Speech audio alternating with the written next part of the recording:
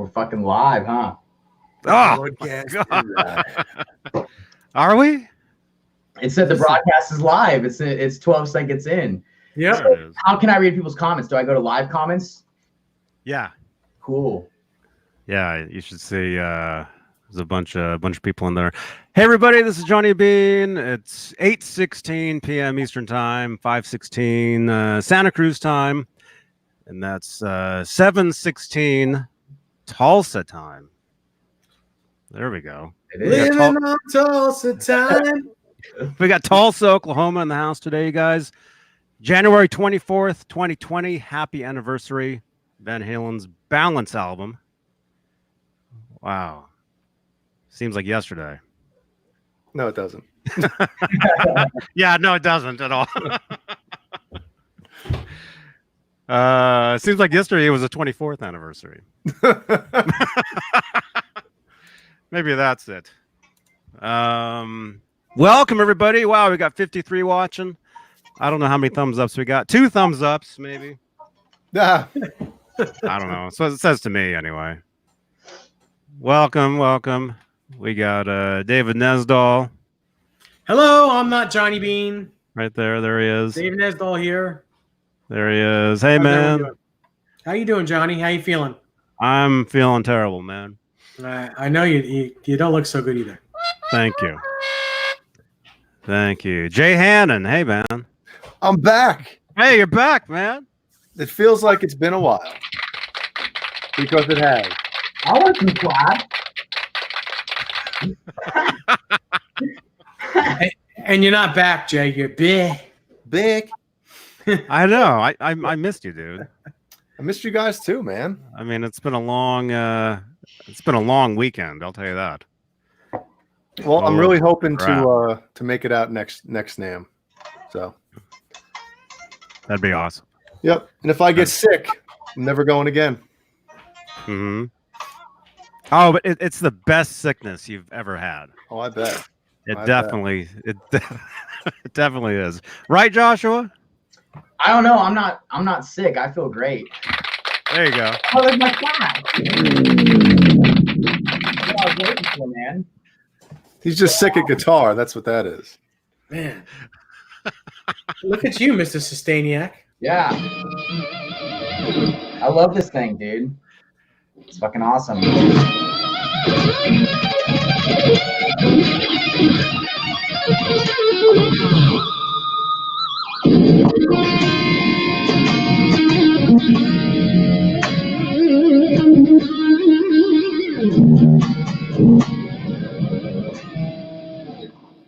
Yes.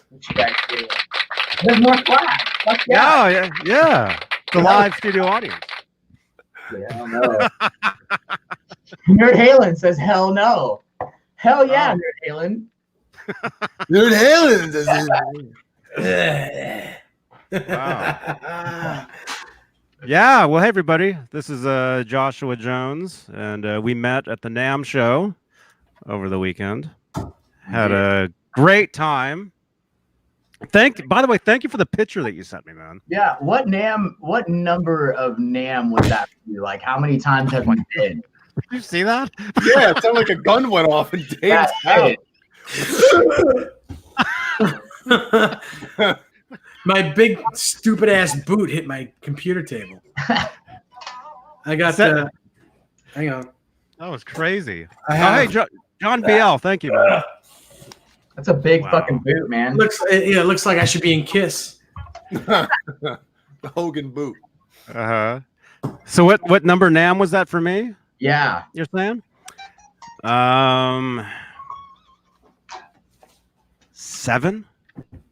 7. I think 7. All in a row? Or did you miss one? All in a row. 27 in a row? Yeah. That was my first. Will you be going back?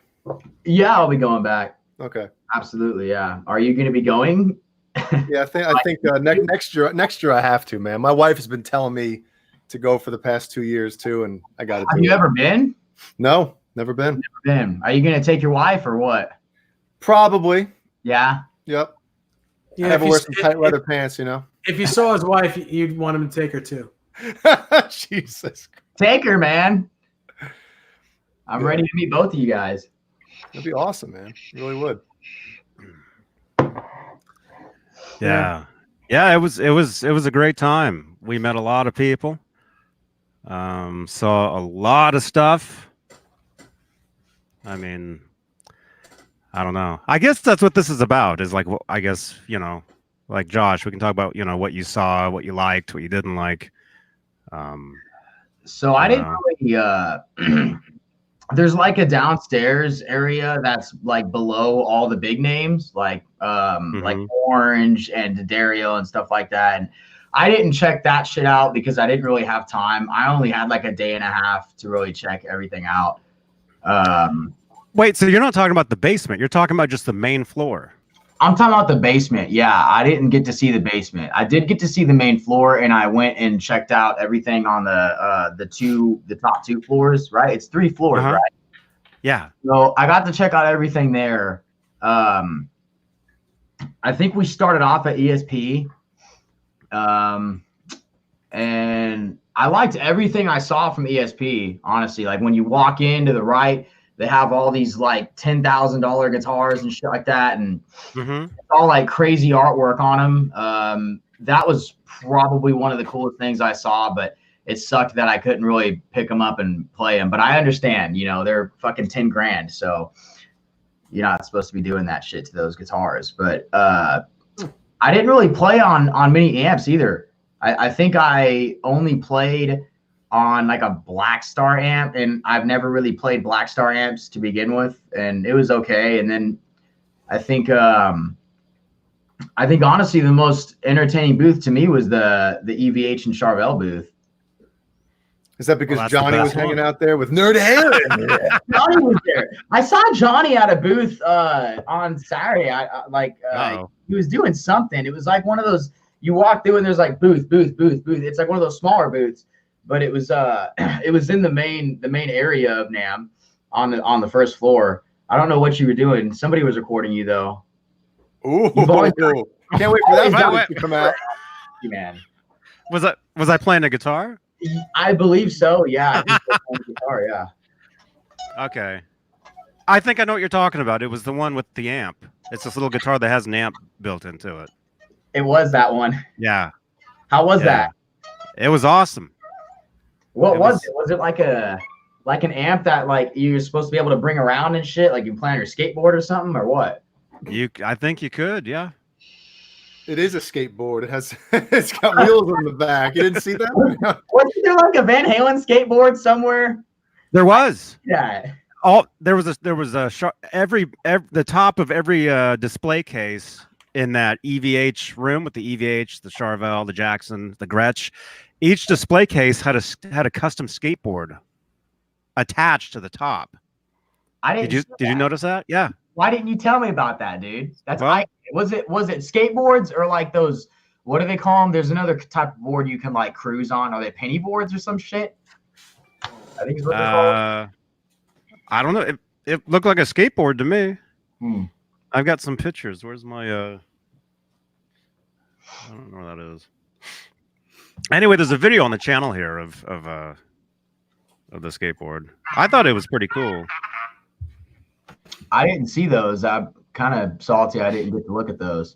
Wants to know if they plan on selling them, or was it just a decoration up on the, you know? I don't know.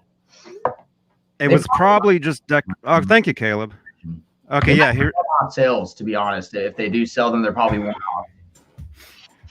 Here's the EVH one right here. That kind of looks like a mix between a skateboard and a penny board, and like penny boards are they're fucking weird. Who's standing to this next to that? I don't know. Because were they like right next to it? Because that thing is huge.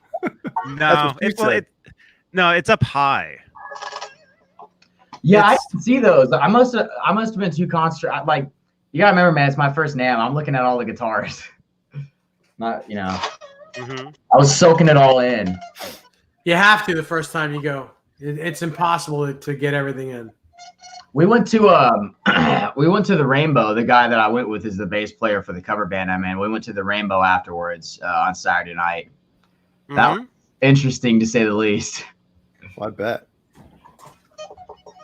The captain's here. It's the captain. Michael Smith is in the house. So why don't you do a quick roll call there, Jay? Oh my God! Just because I haven't been here? No, just because you're the best at it. I don't know where you get that. Michael Smith is here. Brett McCord is here as well. Janice Lala. Ben Coombs. Coombs is here. There's a funny video with Ben Coombs, JJ's House of Jams, and our very own Caleb Rappaport outside of the what the hell booth? What? Peeking in the window or the door while I'm trying to think what was I forget. At NAMM. Get it straight. Get it straight, Jay. Upside Down is here. Hal Face, 802 Blues, Jamaica, Vista Light. Where am I going here? Edwin Crane.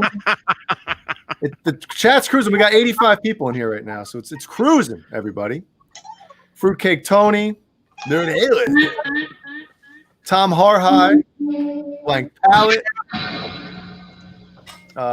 And everybody else, Joe Hervey. If I missed anybody, I'm sorry, but the chat's cruising. To everybody's dismay, Nightbot is here. I'm sorry. Awesome. Nightbot, man. Thank you. Inside the musical mind, he is here. Cool. And the rest. There's another picture. Gilligan's Isle. That's cool as fuck. I don't know why I didn't see that. That must have just been in like, I don't know. Well, because it's high up, like the display case. Like to me, the display case comes to about here, so I had to look up and like film like this, you know. So if you're not looking up, it was probably very easy to miss. Yeah. And Josh was looking down pretty much the whole time playing guitar. So all you saw was this fucking head of hair and no face. Now you can see it. Hey, am I real laggy? Am I like pixelated and stuff? Yeah. A little bit. I'm going to restart my computer. I'll be right back, boys. Take it over. Hey, bye. Thank you, Upside Down. Wow. What flavor? Is that are those flavors? They are flavors, yeah. I don't think they're gonna ban flavors. I think they're banning some sort of e-cigarette thing right now called Enjoy. Like they're banning certain flavors for it. But this is what the fuck is it? It's like peach, pear, and gummy bear. Fucking smack. That's funny as hell. Hey, what you smoking, man? Well, peach, pear, and bunny can. Yeah, peach, pear, and gummy bear, bro. Peach, pear, and gummy bear? Peach, pear, and gummy bear. Peach, pear, and gummy bear. You should write that song right now. That's a rap name. Oh, it is a rap name, I think. It's a rap name. Yeah. Peach, pear, and gummy bear. Yeah, it was cool, man. Going to the EVH booth, I felt like it was really cool because I had always so at the Guitar Centers I think there's only one in my city and there's one maybe in Oklahoma City. And there's not much to choose from, and every guitar there is kind of set up like shit, to be honest. Like I don't think they want people playing them or so. There's always like a string missing. The strings are like 3 years old on them, but they don't really like showcase those kind of guitars at the Guitar Center that I am close to. So it was really interesting to see basically the good gear versus the run-of-the-mill stuff, because they do have the is it like an acrylic finish, like what they were doing like 3-4 years ago with the EVH guitars, like with the white and black and then the red, white and black. Yeah, it's acrylic. The matte finish. It's matte. Yeah. See, in this one, the new one, man, fucking. I'm saying it, man. Those things, if they can make them like that one was made. I think I remember watching a video. I can't remember if it was yours or somebody else's, but I think his name's Matt. And dude works for EVH, and he was talking about how it's a prototype or something like that. But I know they're pre-selling them right now, and if they come out to be like the one that I played, ooh, those things are gonna sell, man. Michael Smith, are you here? Yeah, that looks like a really cool guitar. Yeah, so go ahead, Johnny. Yeah, the one that they had on display there was a prototype because he was talking about the back of it. The back, like the way that the cavity is in the back, it won't be like that on the production ones. Although we did see they had 2 of them. I didn't notice they had 2 of them. Yeah, we were there. We were there right before they closed, and we saw they pulled another one out. And so actually, our friend Michael Smith took a picture holding 2 of them. No shit, I didn't. And yeah, here's Jay. Hey, man.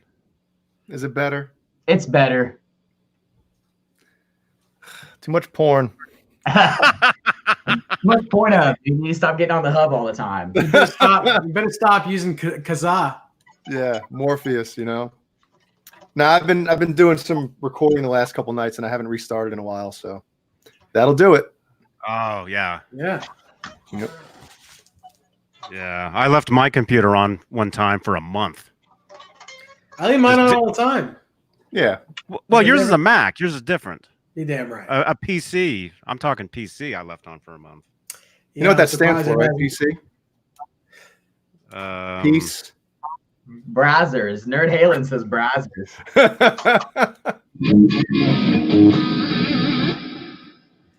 Holy reverb. Sounds like Van Halen 1. That's the goal. That's what you want, man. So go ahead. I'll show you guys the Frankie here, since we're talking about it. Yeah, let's see it. Here we go.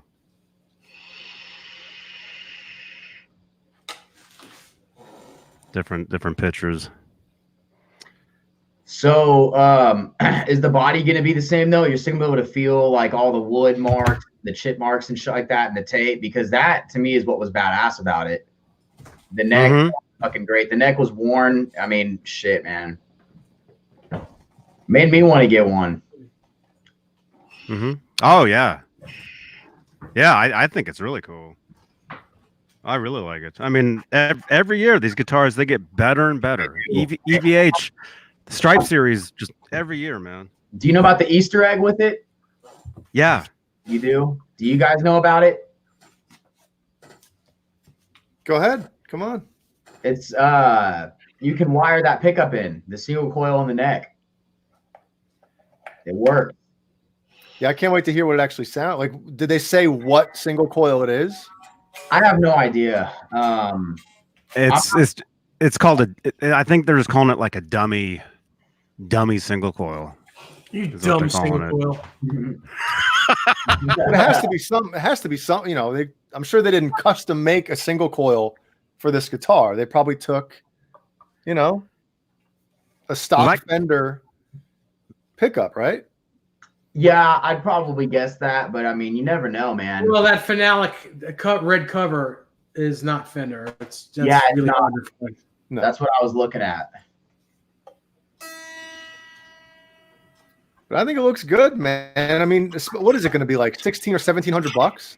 16. Yeah, dude. I mean, it's 99. Yeah, that's crazy for that.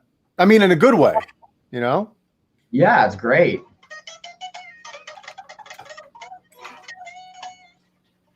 And it's not just the laminate, you know, face on there. It's actually painted. And you know, you guys said you can feel all the grooves. And didn't Matt Brown say the only difference between like this model and the production model is that the cutout for the back plate is not going to be there, right? He said it's going to be flat.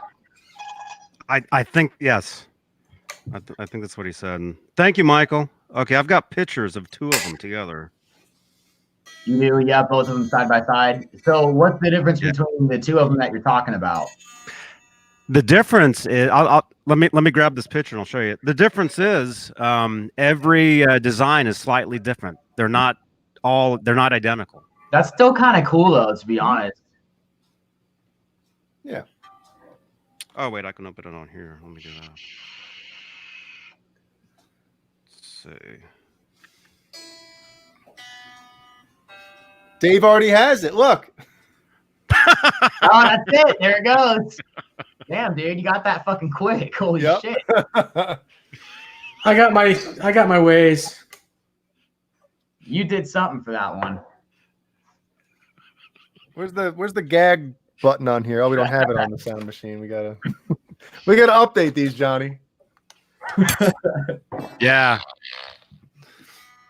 How'd you acquire that? Did you build that yourself or what? Yes. Story. This is a custom build. And you built it. Yeah. Let's hear it. I want to hear something. Okay, give me 1 second. And Dave, is that the only guitar that you have that is tuned down a half step? This one's not tuned down a half step. The new ESP is, and that's the only one. Oh, sacrilege, bro.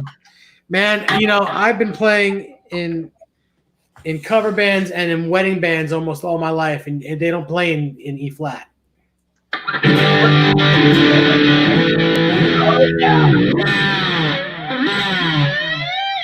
Oh yeah. That's it? Oh man, look at this thumb. No. It's very hard for me to play. I haven't been able to play since this got screwed up. That's why I'm playing with my fingers and not a pick.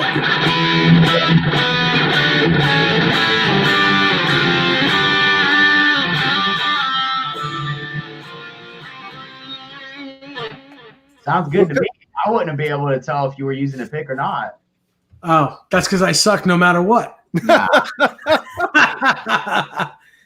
So this guitar, there's a few differences between this guitar and the one you're going to get at the store. Like the tuning pegs on this guitar are the crown head tuners that are on the original. Of course, it has all this crap on it. Strap locks. Yeah, it has all that stuff. But yeah, this is as close. This is as close as you're going to get to the real deal. What kind of pickup is in that? This pickup, I'm glad you asked. It was given to me by someone at Fender.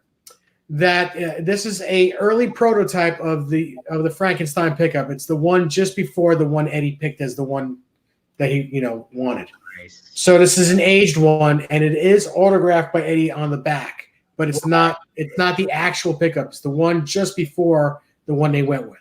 Sick. That's nice. Yeah.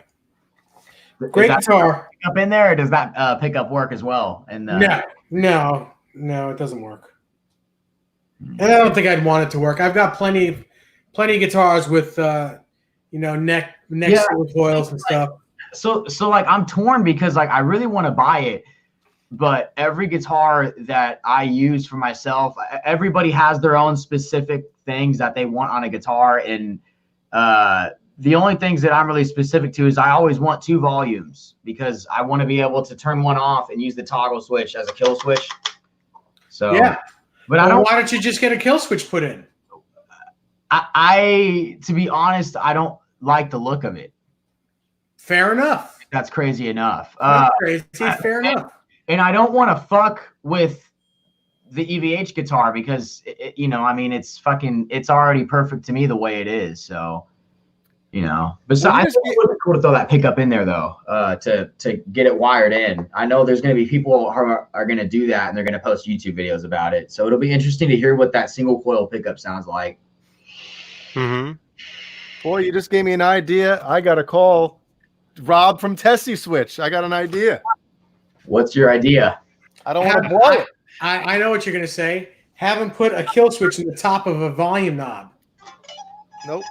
Oh, fuck you. Make it the kill switch. You know what I mean? Oh yeah, like on a push-pull. Yeah, that would be dope. I would definitely invest in something like that. If that's not, I feel like that would already exist though. There's got to be some company that's already done that. Yeah. So you swap out the tone, you put a kill switch underneath. And it might have to be slightly higher, but it would just click, click, click, click, click, click, click. Me, dude. That's what I'm gonna do with that Van Halen one then. That's cool. Get Rob on it because I don't want somebody else stealing it. Did you do that? on your own or what? Where'd you get that from? This? The Switch. Oh, I didn't do it. I'm saying that would be a great idea, but we know the guy from Tessie Switch who makes the kill switches. So I want to tell him to do that. Design this. Because you said it. If you don't like how a kill switch looks, hide it on the tone knob or something. Damn good. That's a damn good idea. Someone should come up with that. Fucking great idea, man. I would definitely have a guitar like that. That would have that kind of fucking push pull knob instead of the fucking kill switch. You don't need to go crazy with it. Yeah, Jay. Yeah, $500,000. Fucking what do you say? Nerd Halen says you just gave $500,000 idea, Jay. Get a push pot. I know. I'm an idiot. I'll be right back. Oh, okay. So here we go. What is this? That's John Mancuda. Okay, those are the two guitars they had there. Although they only had one on display. And there's a good reason why each striping scheme is going to be slightly different, because they're actually doing it. They're actually a guy there sitting striping the guitars, and then it's getting painted. So not everyone is going to be exact. I watched especially when they got to push them out really fast. Yeah, those things are gonna sell so fucking crazy, man. But they're damn close. Dude, I can't tell the difference. Damn, I'm trying to look right now and be a critic and look for like something that's different, man. And I mean, fuck, dude, they don't look that different. I do see a tiny bit of specs that are different to the left of the humbucker, but I mean, that's pretty much about. And like, fuck, man, I'm not that anal with that shit. There are a lot of people that are. There are a lot of diehards that are. But like, I'm a diehard. I mean, I've made replicas of every major guitar Eddie's used, with the stripes on it. So I have a 5150. I have, the first, black and white. I have the black and yellow, blah, blah, blah, all the way down the line. Which one's your favorite? Because I have a friend from I have a friend from Australia. His name's Doug Steele on YouTube. Mm-hmm. And he puts me in this group chat with his Australian friends, and one of them used to build the EVH style guitars, and like he's got this ESP guitar. It's like the Stars, and he says it's the best playing guitar he's ever played. It's like the Star. Is that what it's called? Star? Yeah, Star guitar, the funny shaped. Yeah. You have one of those? I actually don't. I used to have one, but I sold it. I don't like the weird shapes. Why'd you sell it? Because I don't like the weird shaped guitars. I like Strats and Tellys and Les Pauls. I'm with you on that. Just like I don't like a kill switch. Yeah. Okay. Yeah. Plus, I play sitting down these days because I'm an old fuck.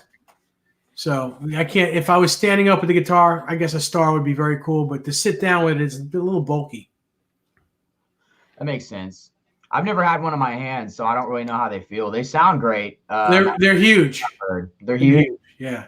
Are they all 22 frets? Pretty much every band? Yeah, I think so. Yeah. This is 21. I make all the guitars the way they are, the way Eddie's are. So this one has 21 frets on it. His original one was 21? Yeah. Mm-hmm.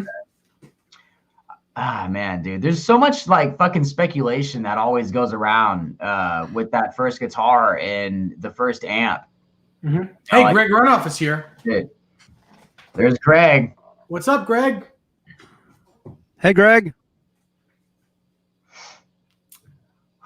That was me throwing my voice. Uh-huh.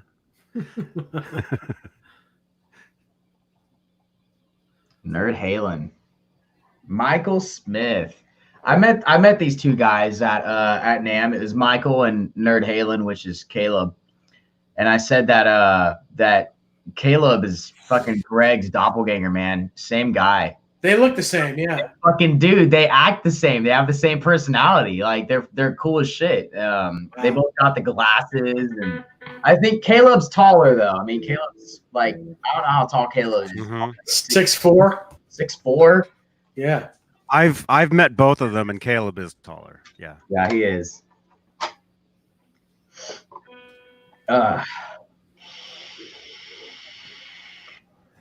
Cool. So let's find out a little bit about you, man.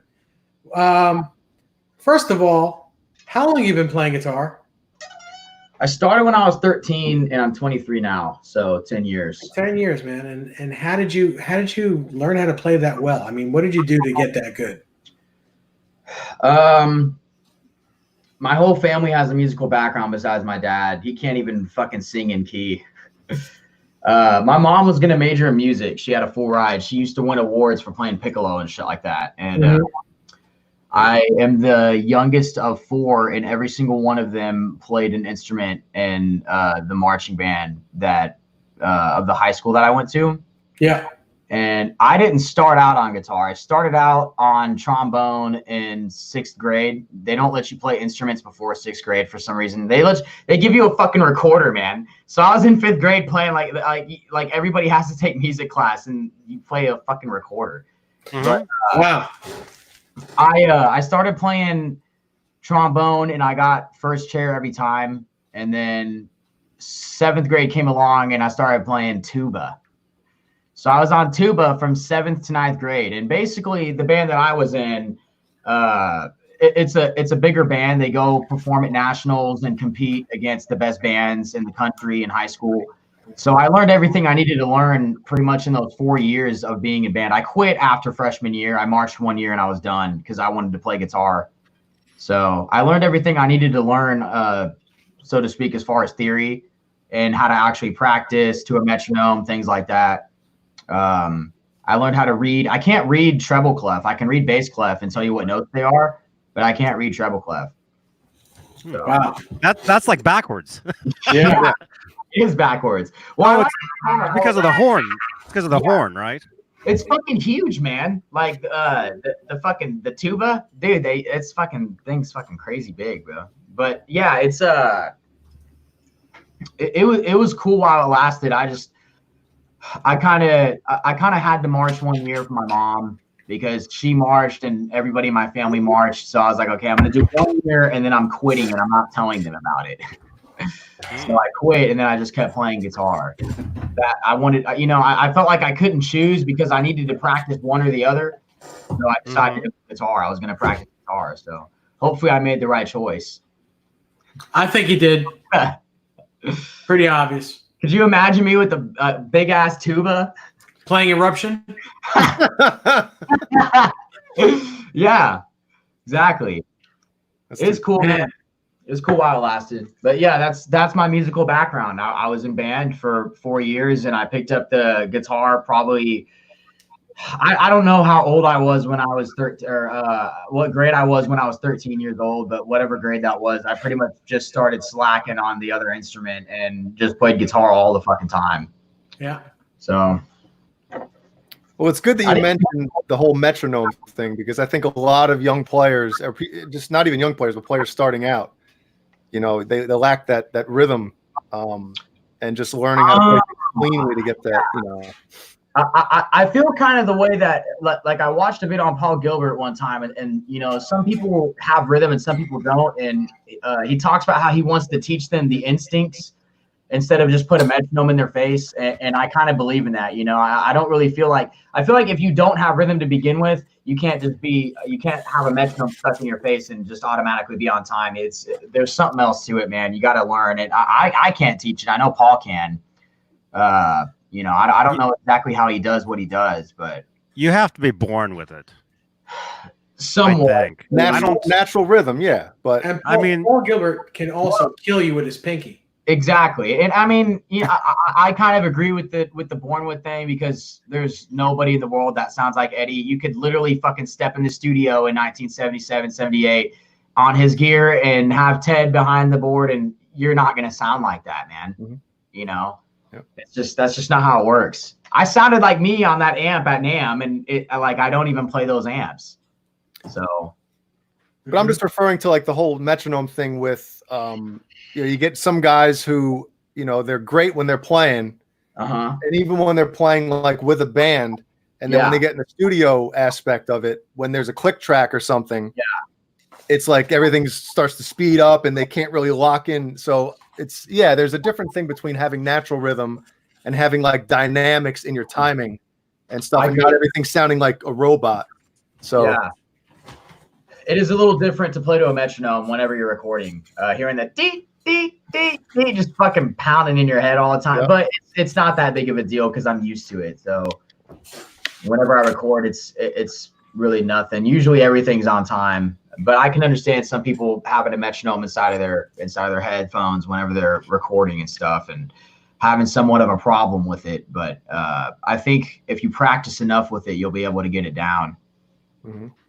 Yeah. And even practicing with the records, because I know a lot of the older bands maybe didn't play with a click track, but it was still locked in. You know what I mean? That's what I do. Whenever, so I used to be in 2 cover bands. Now I'm in 1, and I think we're learning like 6 new songs this week. And whenever we learn the songs, I usually listen to them in the car whenever I'm working, and then whenever I get home, I just hop on them and just I just figure out the tuning and try to get through it by ear. And once I get the song down enough to play with it, I try to find a track of the exact song with no guitars in it and see if I make it sound close enough. Sometimes I don't get lucky. Sometimes the song is kind of obscure, or it's just not well known enough to have the guitars pulled out of it. But for the most part, I do get lucky, and I can find tracks with no guitars. So that's how I go about learning songs. I listen to them a lot before I learn them. I gotta listen to, because dude, every time you listen, it doesn't matter what you're listening to, what genre of music you're listening to. You can listen to a song 100 times, and then the 101st time, you're going to hear something you didn't hear all the other 100 times. I agree with you, 100%. Yep. All those little nuances, and whenever we play the cover stuff, man, all the nuances matter. I try to hit every little nuance I can possibly find in the song. That's what makes those guys great. Eddie, John Sykes, Yngwie. I haven't even asked you guys who are you guys' favorite guitar players, like top 3. Top 3. Hard? Beane, David Nesdall, Jay Hannon.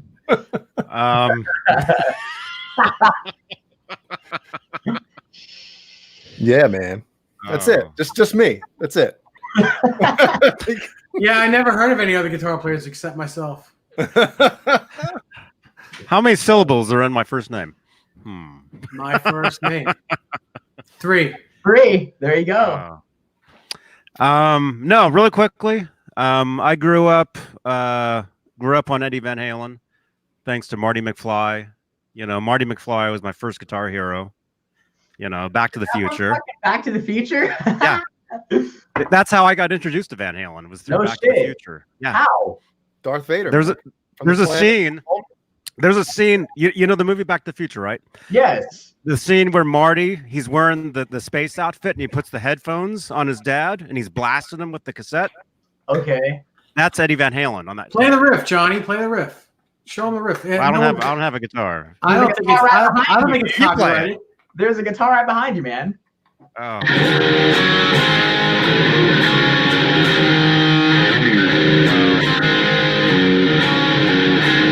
I don't know. Johnny really knows it.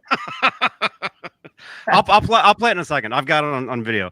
But yeah, that was Eddie. And so once I heard that, and I'm like, man, that's cool.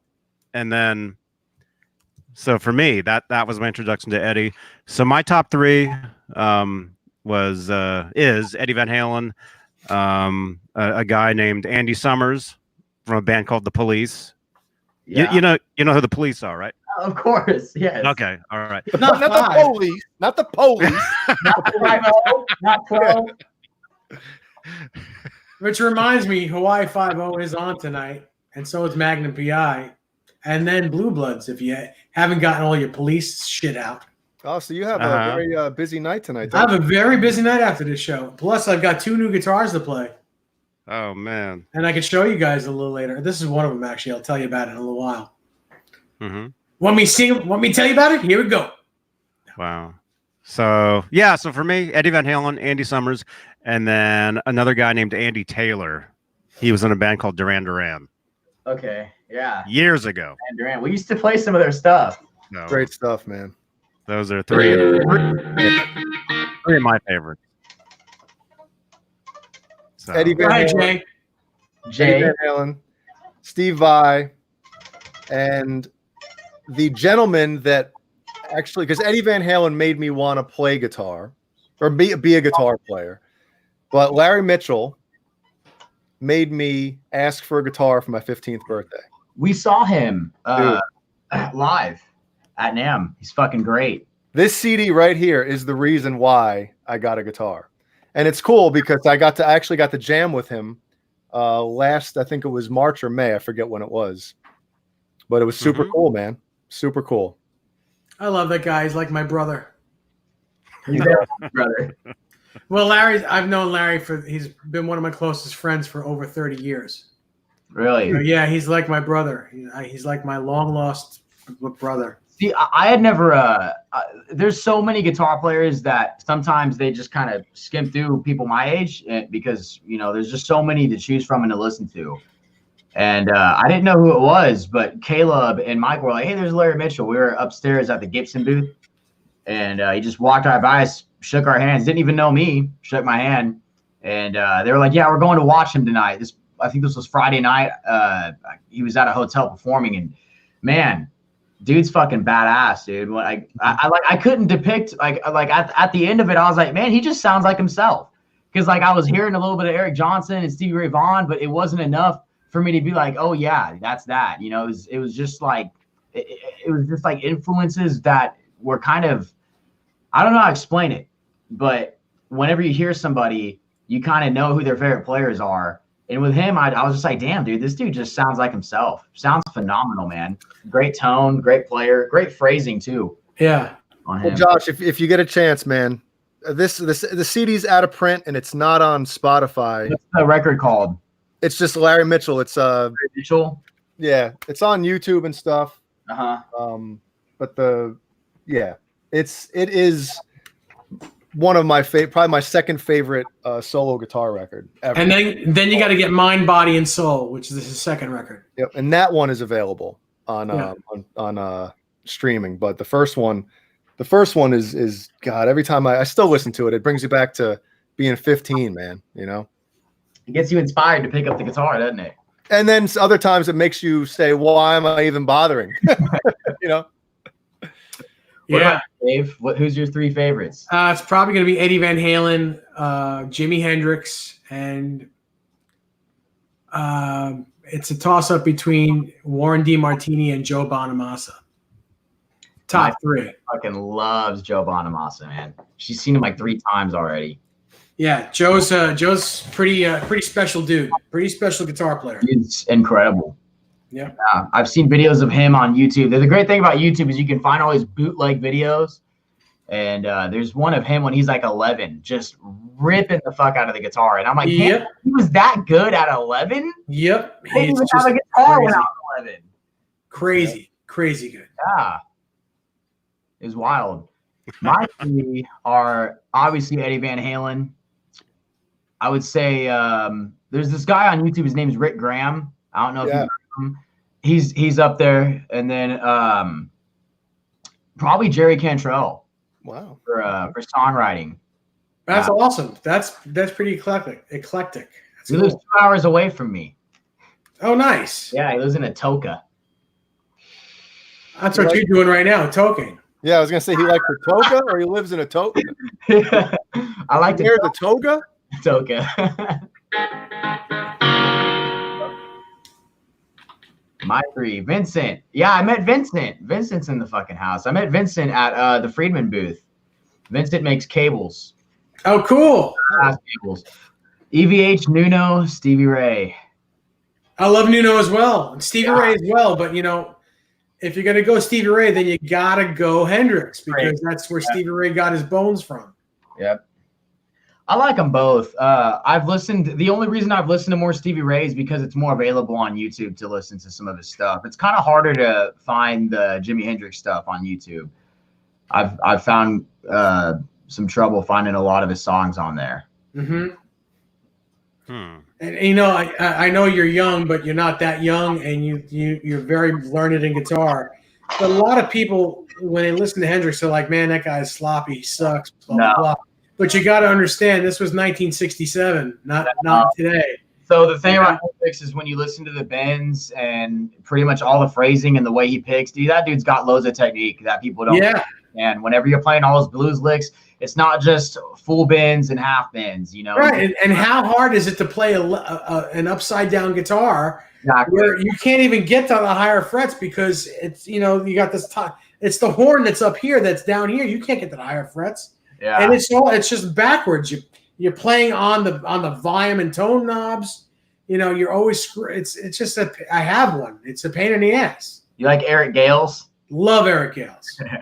Love Eric Gales. Eric's fucking great. There's countless great guitar players. Oh, how could you forget, you know, guys like Steve Vai and guys like Satriani and Andy Timmons. Andy Timmons, you know, forget he's just incredible. Man, there's a lot of really good kids out there too. Yes.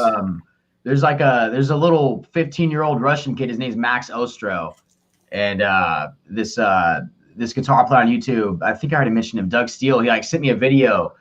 He had texted me a video, and it was just this crazy ass video of this 15-year-old just destroying it, man. Yeah. I've never heard a 15-year-old play like that. So that's the thing these days. I mean, there's like a plethora of YouTubers that are just ridiculously good. Yeah. Like they're getting guitar endorsements and they're YouTubers. Mm-hmm. They're not even celebrities. Yep. You know? Well, they are. They're today's celebrities. Yeah, I mean, they go to NAMM and everybody recognizes them. I saw a lot of guys at NAMM that I recognized. I ran into a few of them. I ran into who was the YouTube guy? He's an Instagram guitar player. His name's Mateus Asado. Yeah, Mateus is amazing. Yeah, I'm pretty sure he's my age as well. I ran into him. I can't remember who else I saw there. I saw a dude named Garrett Peters there. I think he's on YouTube. There was quite a few people I saw on YouTube. I didn't see everybody that I wanted to because, like, you know, at NAMM, you kind of have to you have to kind of like weigh things out, like who you want to see, because sometimes people are having clinics at the same time. So, got to meet Paul though. That was cool. How cool is that, man? That's very cool. Dick Romish says, I've been checking out the British cat, Cameron Cooper. We've had Cameron on. He's a cool guy. Yeah. Yep. Cameron, he plays the THR. He had me sold on that whenever I started watching his videos like 3 years ago. And I was like, what amp is that dude playing? That's whenever I got that was from him. I guarantee he sold a fuck ton of those things, man. Oh, yeah. Dude. Yeah. Yeah. He turned us on to him, and then we started. At least 3. Yeah, at least you know. I've got one in the fucking closet. I've got an Axe now, but I mean, yeah, if I was to travel anywhere or go anywhere, like if I was on a tour and I needed something to practice on, I'm not taking that. I'm taking that damn thing, dude. Yep. That thing sounds phenomenal. Yep, great small backstage amp. Mm-hmm. Yeah, you guys had Cameron on here. I saw that video. Mm-hmm. Couple Camerons. You guys had Cameron. Is there a Cameron Brown? Yeah. Cameron Brown's our buddy. Yeah, we've had him on a couple times. A couple times. Yeah, we had Cameron Brown at least 2 or 3 times. Yeah, Josh, I actually talked to Cameron about a half hour before we went live, and I told him we were having. He's like, "Oh yeah, I know who that is." I don't think he knows you, but he knew who you were when I mentioned you. So he's around my age, right? Is he younger? So what is he? 24, 23? 24. Yeah. Okay. Yeah. I think I checked it. I think I've seen his videos, man. I'm a fucking guitar nerd, so like I spend all day on YouTube with my guitar in my hand, just like, you know, watching shit. Oh, speaking of guitar nerd, I mean Pete Thorn. You gotta love Pete Thorn. Oh yeah. Oh man. Incredible guitar player. He makes everything sound good. He knows how. Yeah. He's really tech savvy with gear. He knows. You know, I'm not like that, man. You know, I remember whenever I just about hopped in the first cover band, I was looking to start playing live, and I must have been playing guitar for about 5 years. And I went to Guitar Center, and there was this guy working on guitars. He was the guitar tech, but he played drums. And he was like, "Have you ever played in a band before?" And I told him no. And he's like, "Well, do you want to?" And I was like, "Absolutely, man, yeah." And like we became friends, and he started asking me about like who I like, this and that. And he was like, "Yeah, man, your neck pickup is kind of fucked up right now." And I was like, "What is a neck pickup, dude?" Dude died, started laughing his ass off. I was 5 years in, didn't know what a neck pickup was. I didn't know. I didn't know anything. I just knew how to play. I didn't know. I have a similar story, and I've told this several times. But when I was 11, I went to my first concert. It was Van Halen. I didn't know what a Van Halen was. I said, "What's a Van Halen?" And then I went there, and I was like, "Okay." And I didn't know that the band was called Van Halen. I just thought the show, it was called a Van Halen. Oh, so we're going to a Van Halen? 11 years old. I was playing, Mary Had a Little Lamb on my guitar. I didn't know anything from rock and roll back then. That's insane. 1981, it's crazy. What year that was? 1981. So that was what? Was that Fair Warning? Fair Warning. Yeah. All I remember is the red guitar, loud music, and the tits. The women were there. How many tits did you see? How many pairs of tits? It was crazy. They were all lifting their shirts. Like, it was crazy. 5. That's all you need. That's all you need to see is 5. Because once you see one, you see them both. Who'd you go with? A buddy of mine from that grade and his dad. So back in that day, did they have like a bunch of joints rolling around and shit at the concert? I wouldn't have known from that, but yeah, I would imagine so. Yeah. Really? Oh, of course they did. It's kind of like that here, man. I mean, like even at the arenas, dude, people fucking sneak that shit in and they'll smoke it. And I'm like, oh, okay, I know what these motherfuckers are up to right now. Oh, every time, the show's about to start when you smell that. You smell that and you hear an AC/DC song blasting, and then the show's about to start. Exactly. It's fun though, man. But yeah, that was my experience with that, dude. Like I'm Pete Thorn really knows his shit. I was kind of I was looking forward to seeing him at NAMM, and I was like keeping up with him, seeing if he was gonna be there. I was following him on Twitter, and I guess he's on tour right now. So I think he's in Japan. I think that's where he is. Yeah.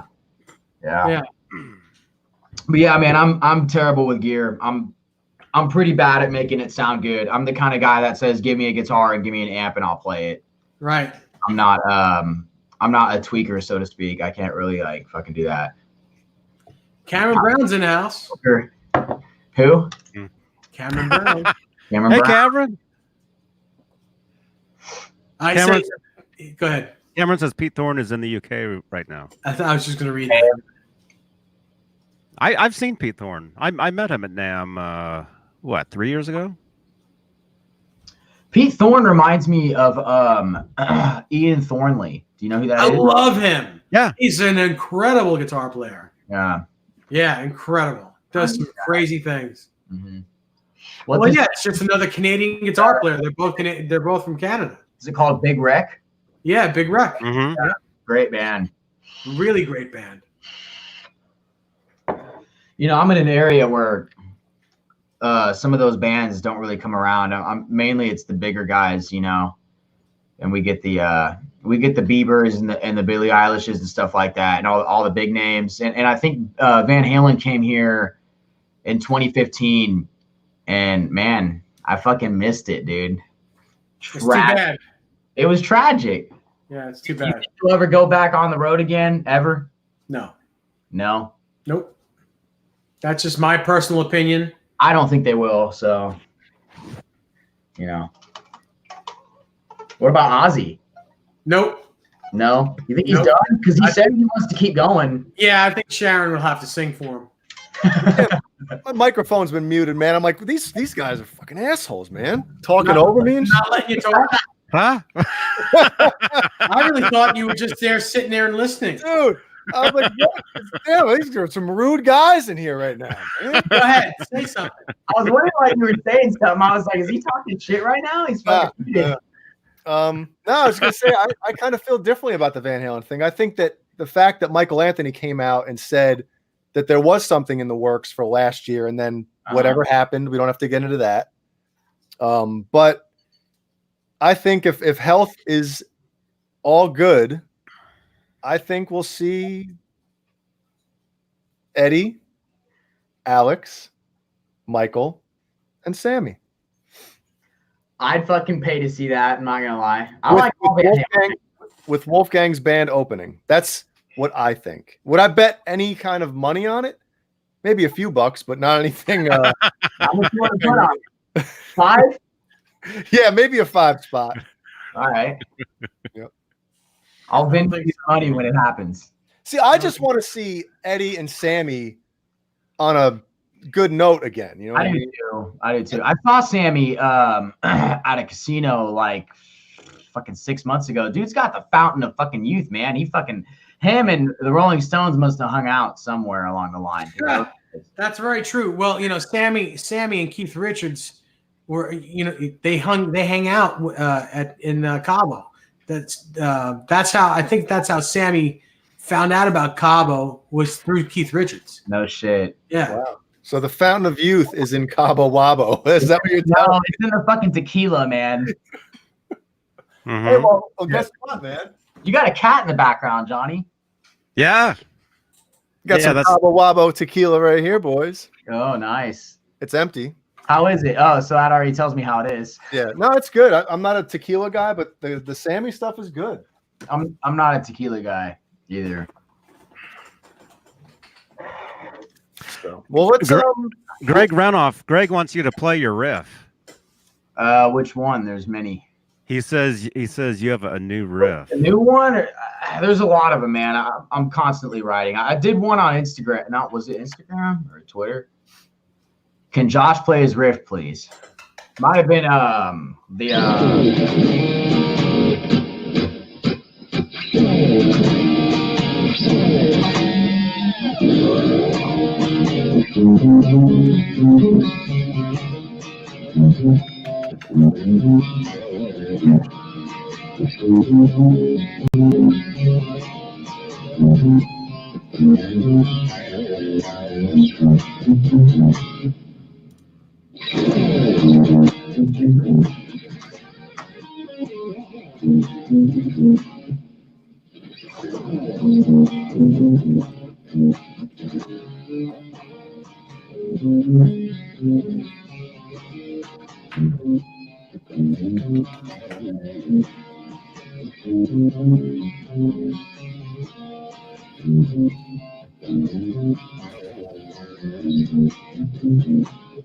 think that's the one he wanted me to play. I'm not 100% positive. Cool.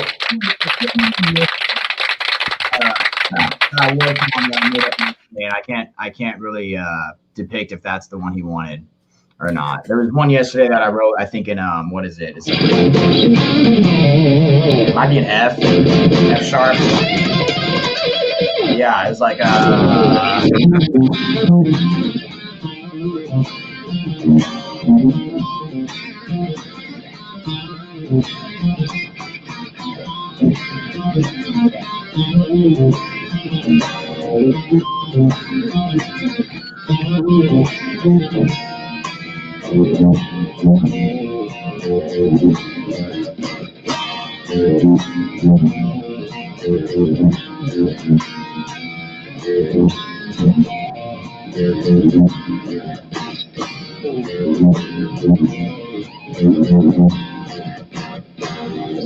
dude. that was yesterday. I'm trying to work on that one. You know what that's cool, like, man. That's like if Eddie and Steve Vai wrote a riff together. Like that's what that was. Well, I don't know about Steve Vai, but No, I'm dude, thinking, back from like the Roth, the Eat 'em and Smile era. yeah, but You know? I'm thinking even more Nuno Betancourt. In fact, I was going to say, I had one.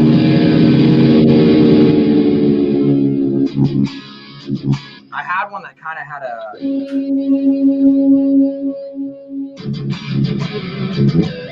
that was kind of a Nuno-esque one, and it was I write a lot in drop.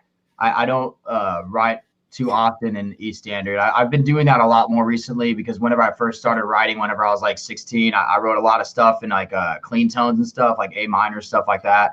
yeah, It's kind of more melodic ballad type stuff. sure. And, I didn't really start writing the riffs until age 18. But I had never listened to Nuno, but I had written a riff. I still need to finish it. I wrote a riff, and it was like I listened to an Extreme album, and I was like, motherfucker, that sounds like that. It was like what is it?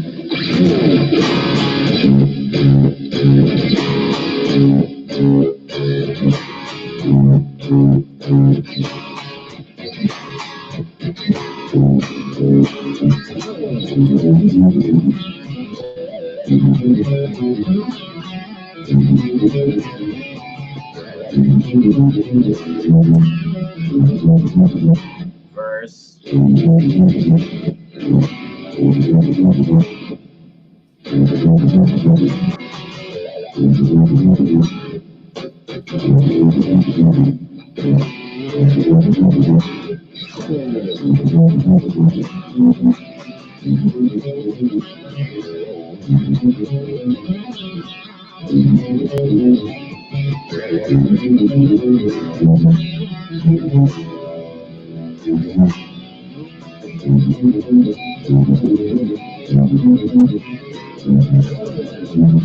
I can't even remember it, dude.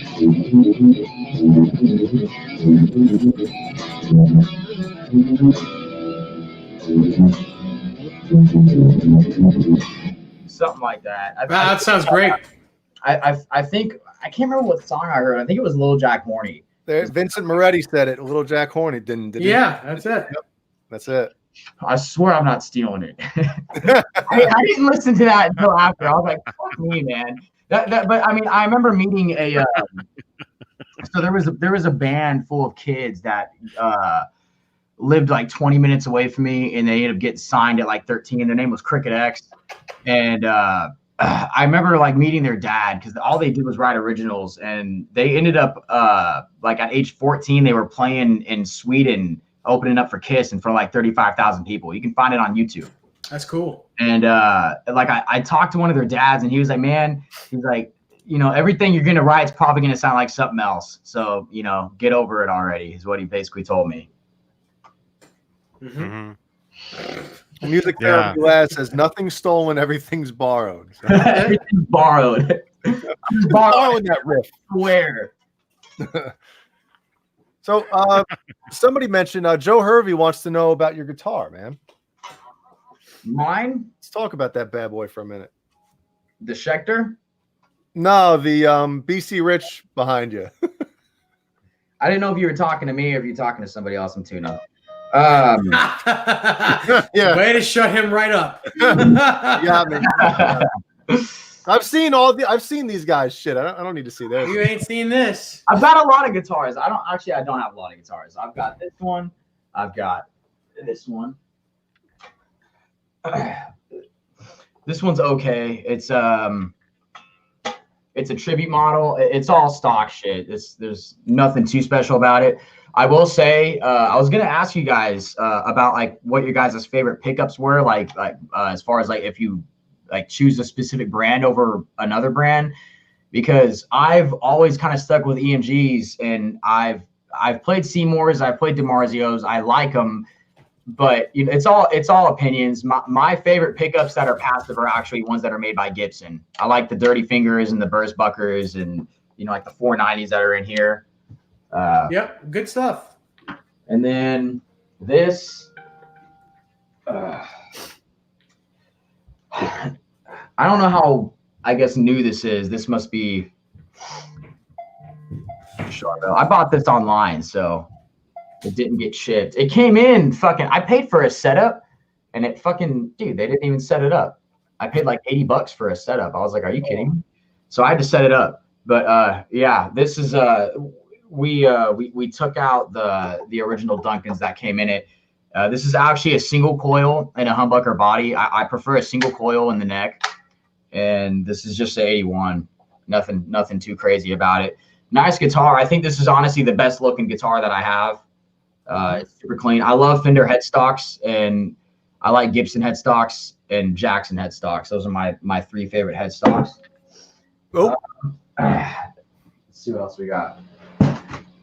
These get beat up, man. Trust me. When you play live and you fucking bump into everybody, that one in the back is pretty much the same one as this one. It's a Blackjack SLS.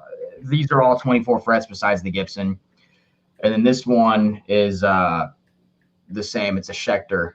I think it might actually look better if the Diamond series wasn't on there, but I'm picky. So Black tape.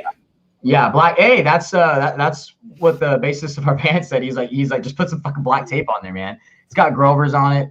The Sustainiac was installed by whoever. This model of guitar, the color doesn't come with the Sustainiac originally. I just saw it online and I was like, well, I want a Sustainiac because I never had one. Actually, it's a really good sounding single coil pickup, believe it or not. It's not a humbucker. It's just this is just like a piece of plastic. So these things, man, like the wiring isn't the greatest. So with Schecters, you kind of have to go in there and fuck with the wiring after about a year or two, because if you play as avidly as I do, it's going to end up start messing itself up over time. But other than that, man, I mean, my preferred guitars are Schecters. I like the way the necks feel. The Charbel necks feel really good too. But yeah, this is an 81 in here. Cables, yeah, I'm plugged into one of Vincent's cables. It's I'm plugged into the red one right now. Vincent made this. It's a I think it's a 10-foot. Can't remember. There's another cool one that I have in a bag, in a gig bag. I can't hear you guys if you guys are talking, by the way. No, we're listening to you. Oh, okay. You guys are fucking quiet. Holy shit, there's like no buzz. Let me grab this one's really cool, man. Vincent makes some cool ass shit. Let's see this. This is it. Yeah. If you want noise. There's the noise I was looking for. Yeah. Yeah, that's cool. Yep. Yeah. Oof, excuse me. So that's. I wonder if that can zoom in or not. Yeah, you got it. Well, yeah, that's a good looking cable. Yeah. Now what? That's got to be over $100. I don't know. That's a good looking cable. That's a good looking cable, son. Does he have a company? Vincent, do you have a cable company? Yeah, it's called Signum, I believe. Let me see. The cable was the company was on the fucking cable. Hold on, man. Let me fucking find it again. Here, let's see if this will work. He said nope. Yeah, he's full of shit. Signum. Signum. Music. Yeah. Randy, company. Signum.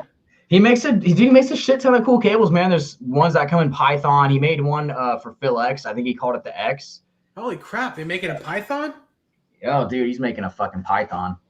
Man, Dude. These are cool too. Look at these the fucking straps. He says $60. 60 that's not bad at all. That's So not that bad at cable's all. $50. That's really good.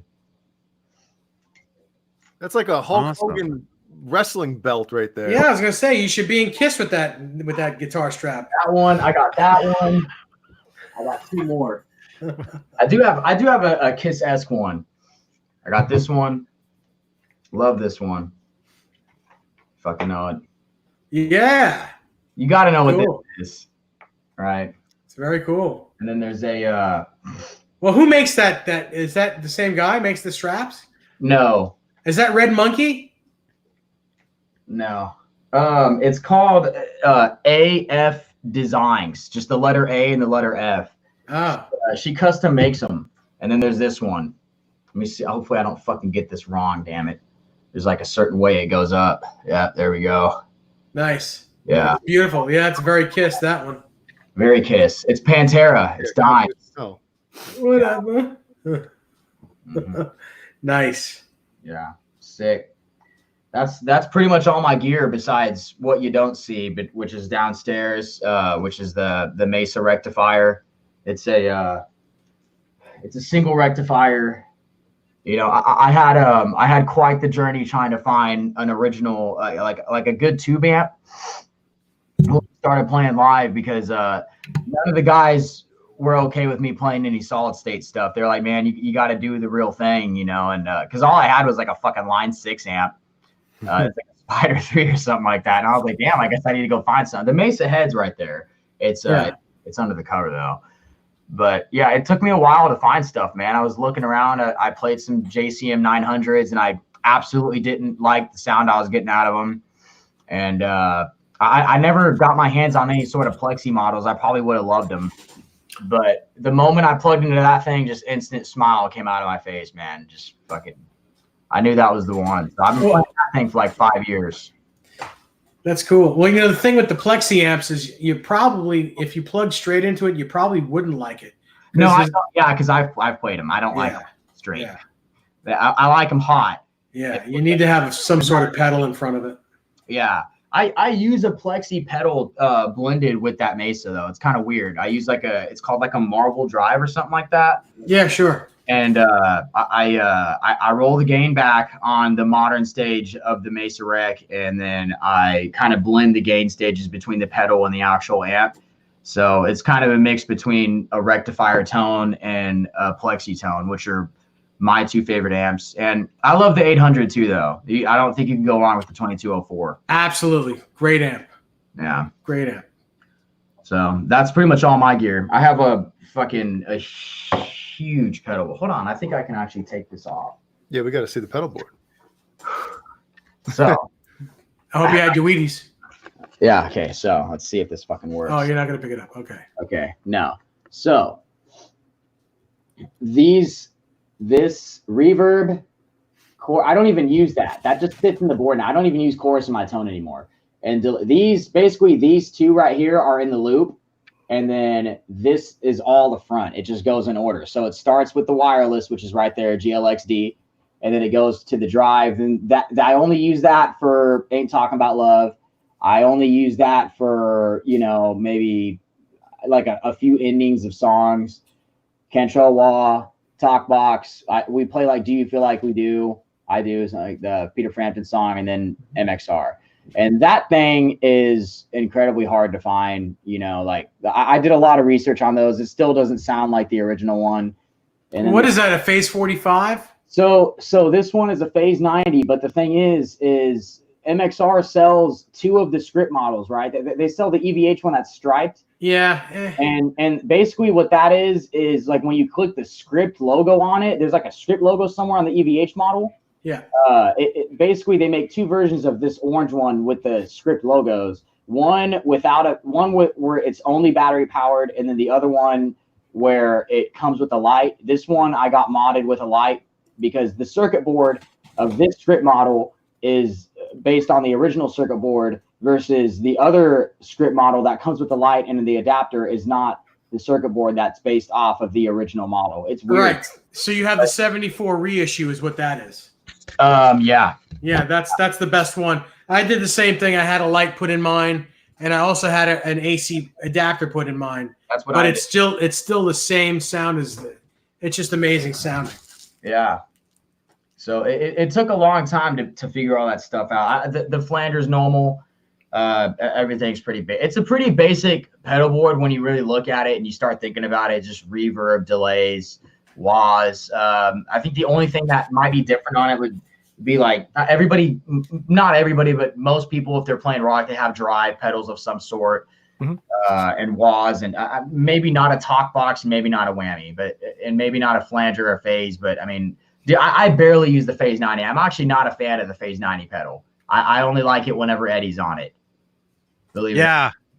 Because same with me. I can't make it sound like that, man. Like I'll play on it and I'm like, fuck, dude, this doesn't sound like that. So I'll turn it off and be like, I'm done. I only use that pedal for the tapping part of Eruption when we play that. That's the only time it goes on all night. Most of these pedals only get clicked maybe once or twice every night. I usually run dry whenever I play live. That's cool. Nothing wrong with that. Yeah. Oh, that's less problems, Way less problems. You guys all play with wireless systems if you play live? Not at all. No, not anymore. No. I did for a short run, and then it kept effing up, so I said, "Screw this crap." Which one did you have? I had a PV one. It was like their top of the line one, and it just fucking PV, bro. Yeah, no, it didn't work out too well. You got to get the Sures, I mean, I know, but I didn't. Joshua, did you go to PV at NAMM? Did you stop by their room? Yeah, their room was pretty cool. They had like this fucking piano guitar, like Kiesel guitar, hanging out in front of the. No, I thought that was cool, man. Oh. You guys fucking, man. No, they have a problem with crowd. Where's my claps? Is there booze? Can you do booze? No, well, I don't want to. Did we have any booze? Yeah. No, I don't want to. You know, we don't want to get into it. But I had a very, very bad experience with that guitar company. What's the? I don't know if I want to ask what the experience is. I can tell you off air or something sometime, or it'll kill time. Yeah, it'll kill 3 hours. But also, hey, we got Vincent. We got to give Vincent a shout out. Yeah, here. thank you, Vincent. Vincent, thank you for the plug, guys. I'm interested in one of your cables. Website, email. Yeah, I was just looking for your website right before this, man. So thank you. I'm interested in what he puts in his hair. I got to get some of that stuff, man. Fuck, man, I'm just interested in his hair. Period. God, I dream about hair like that. Wait, it looks like he's holding one of these. Look at that. Does it? I think. Oh shit! It does. I'm looking at that. Vincent, anytime, man. There you go. There you go. Anytime, Vincent. Thank you so much, and we'll definitely We should get him on here.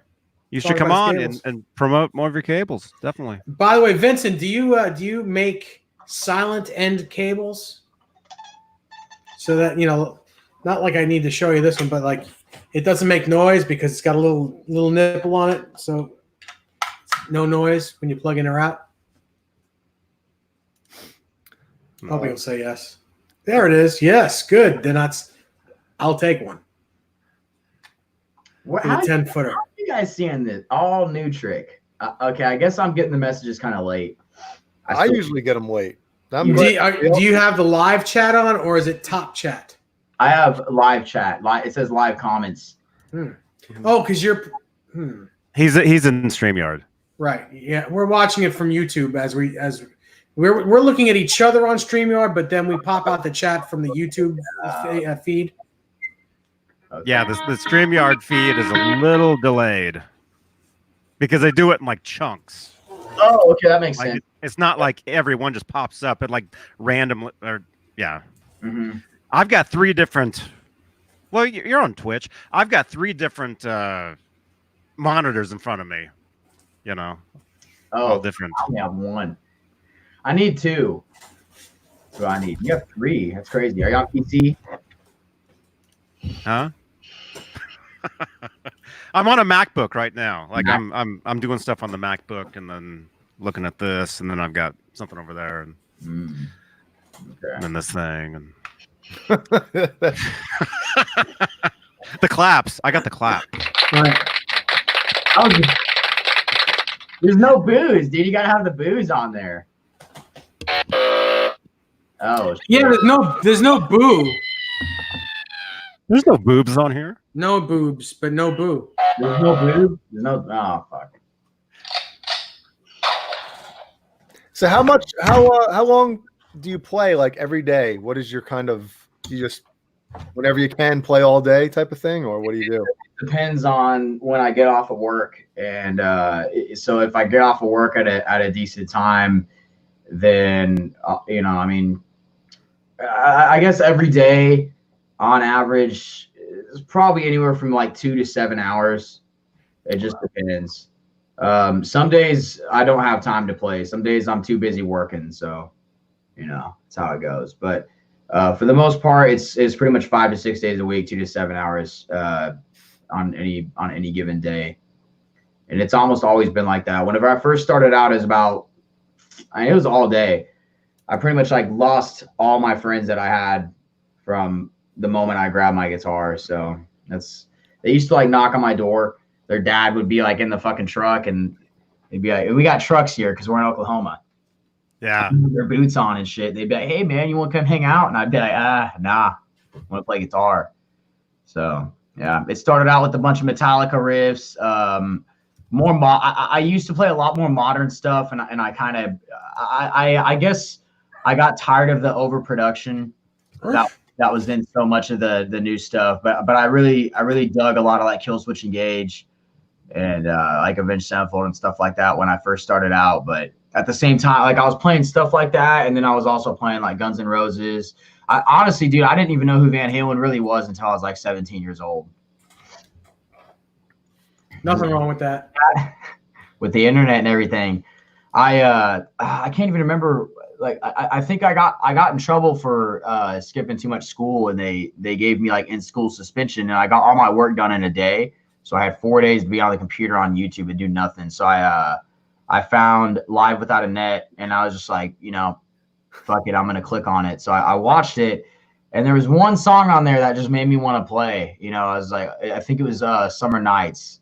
I liked the beginning of it, how the intro, Sure. You know, from like G to D to A. Yeah, I liked it. So that was actually my introduction to Van Halen, pretty much. You know, everybody's heard Eruption. I heard that, but besides that, I never really listened to the first album or any of the Roth albums until after I listened to Live Without a Net. Yeah, and I would say that on Facebook. Well, that's the same thing with you, Johnny, right? That's exactly how it was with me. I told you my introduction. Well, actually, I remember seeing their videos on MTV when I was a kid, like Hot for Teacher in Panama. But it's like I just thought the videos were funny. Yeah, you know, it was like comedy. Yeah, it was like comedy to me. It wasn't until the Back to the Future scene with the cassette tape, hearing that riff, and then the first Van Halen record I ever bought was 5150, and then I grew up on Live Without a Net. That's how I learned how to play guitar as well. And then the second Van Halen record I bought was Van Halen 1, the first one. So I grew up on both eras. To me, it was all Van Halen. There was no difference. Yeah, same. It wasn't until, you know, the internet came around and I just saw why did we have people pounding on each other for liking one or the other? I didn't pick that because I mean, am I a millennial? I'm 23. So I mean, I didn't pick that, man. I guess I missed that train. I missed the whole Eddie versus Randy thing. I love them both. So, so Josh, if Live Without a Net was kind of your introduction to Van Halen, so what was the first Van Halen album you bought or listened to after that? Ooh, or streamed. I'm trying. Yeah, sorry. Download on buy albums. What? This one. What's an album?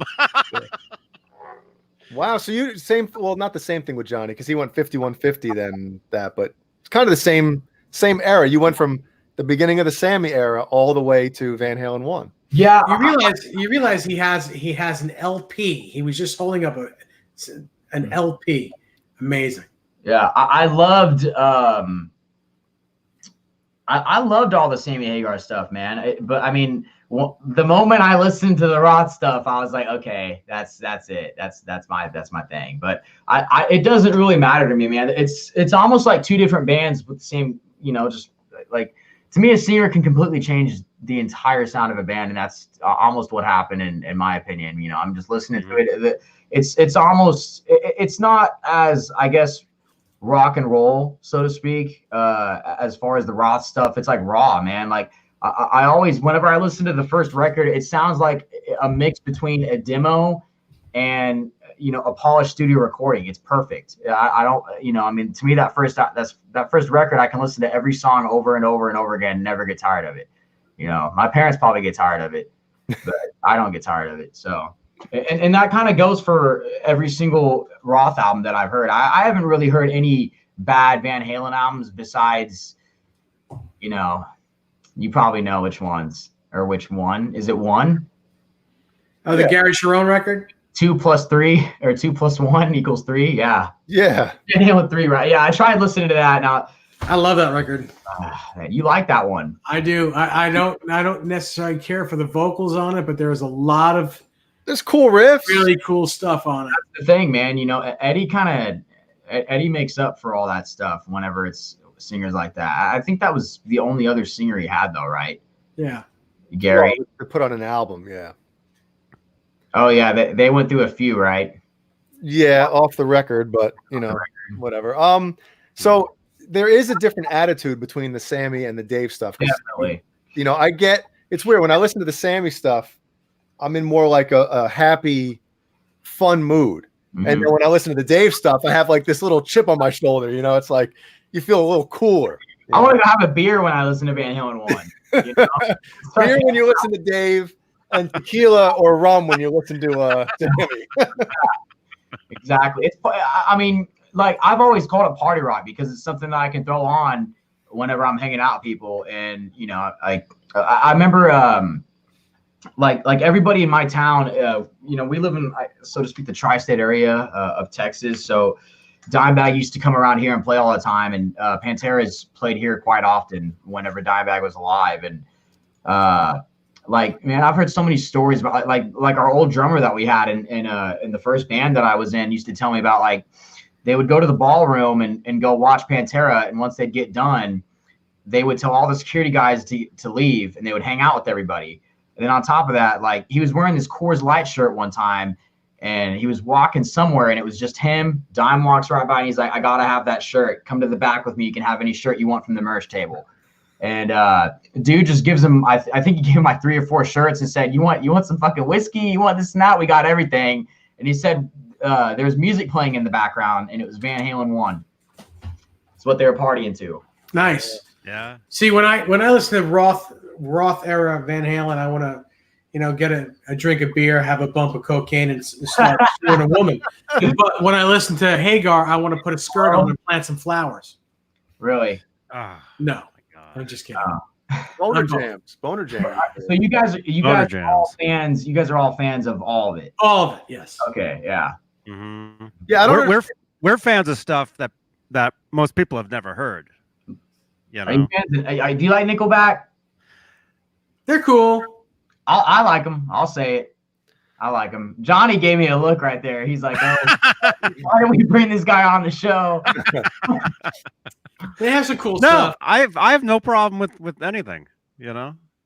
But yeah, Boner Jams looks like a great night for gang vaping. Oh my gang vaping, yeah. Holy crap! What's up with the avatar, man?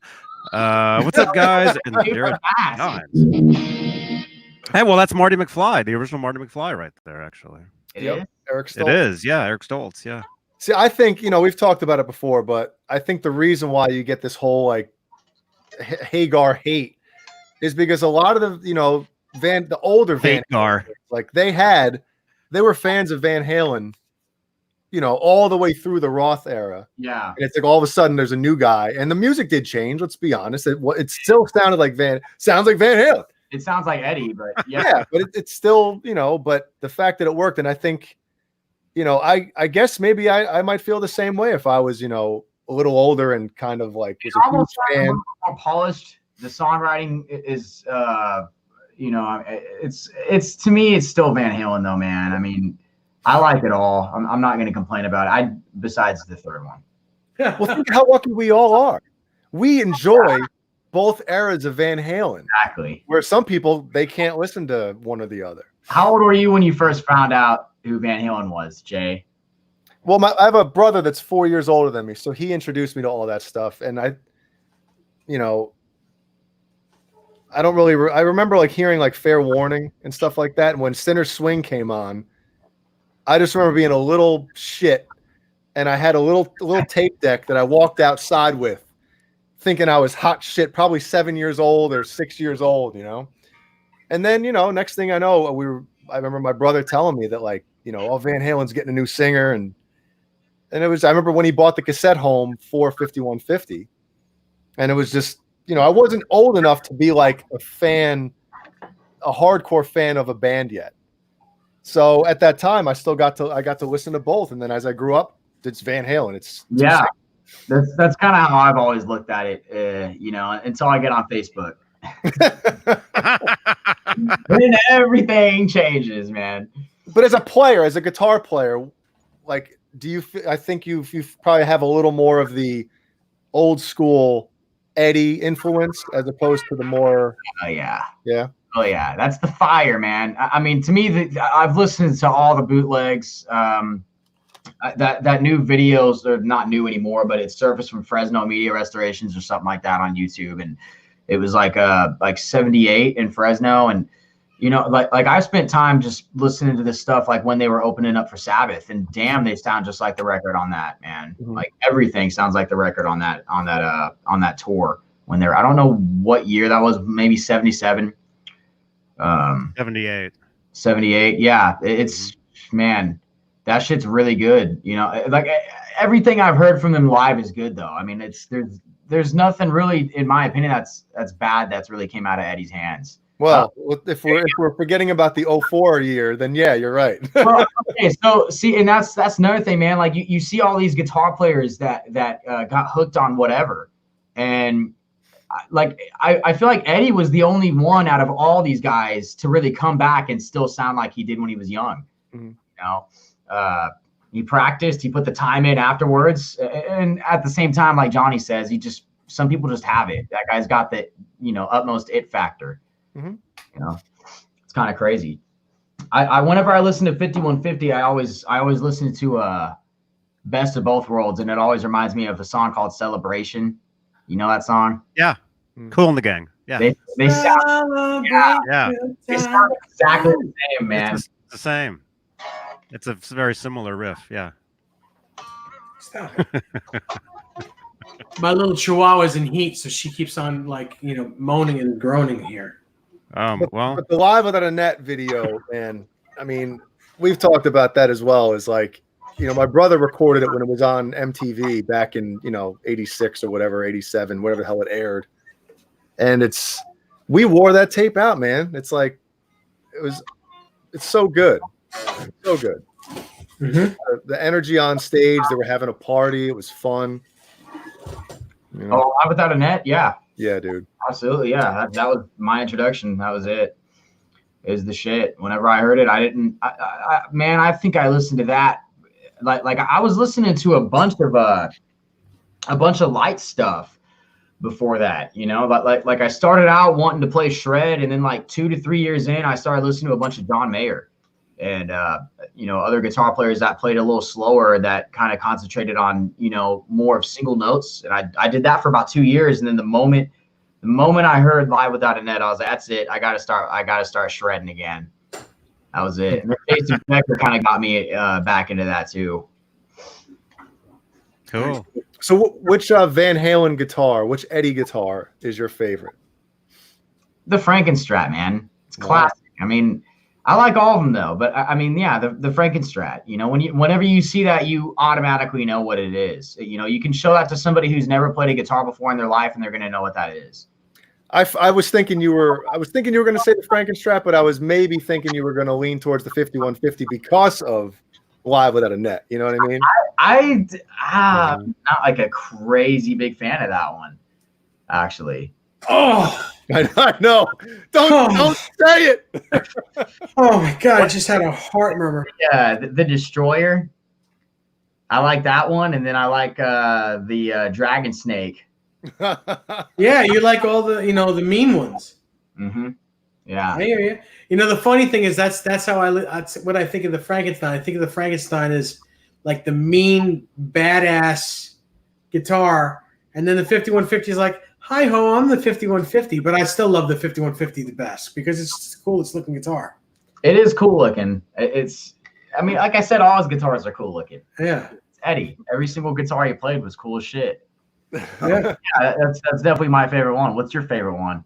It's the 5150, man. I think it probably is because of Live Without a Net, like I said, because I watched that video so much where it was just like, that's the guitar, and I just loved the tone of that guitar, and like when you watch the Eruption solo on that video, he has so much control over everything he does on that guitar. Like that guitar is his when he's playing it. It's one thing I noticed when I watched that. It's like he can do whatever he wanted to on that guitar. What about you, Johnny? Uncle John? Well,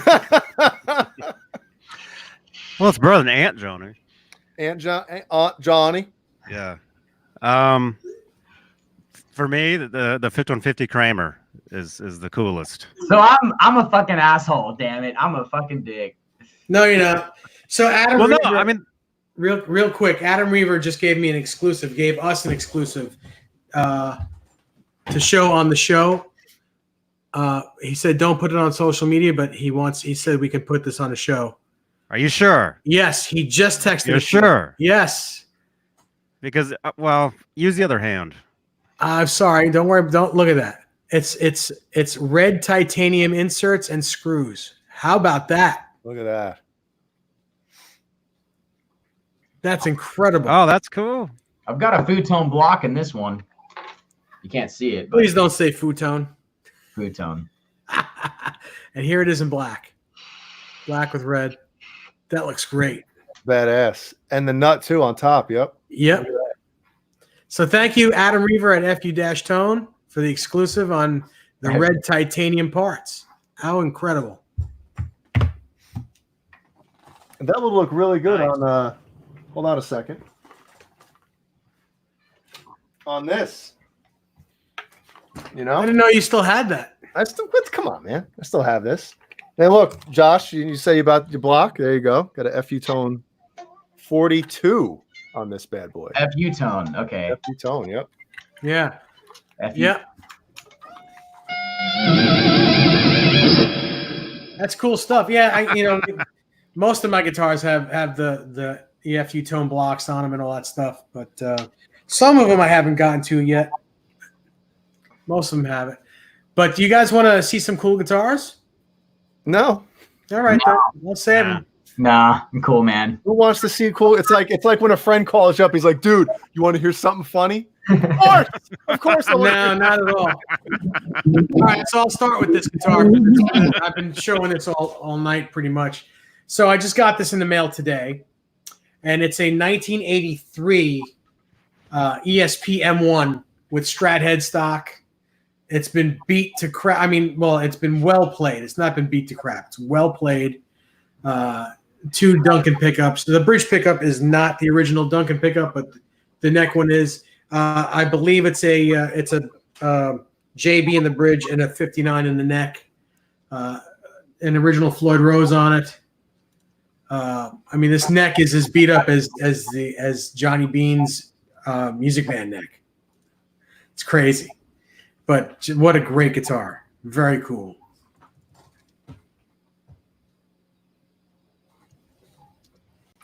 So that's number 1. And number 2 is something I think Jay's going to really like. Hang on, I got to get it, though. Yeah, I like that. I like parts. He said number 2. Oh, he did. In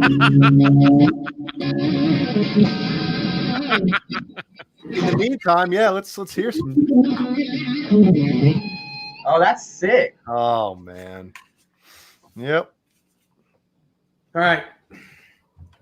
I got this one 2 days ago. Look at that, dude. You got that one what? A couple days ago. A couple days ago? Yeah. Look at that. Is that a Pia? No, it's not even a gem. It's an RG made to look like a gem.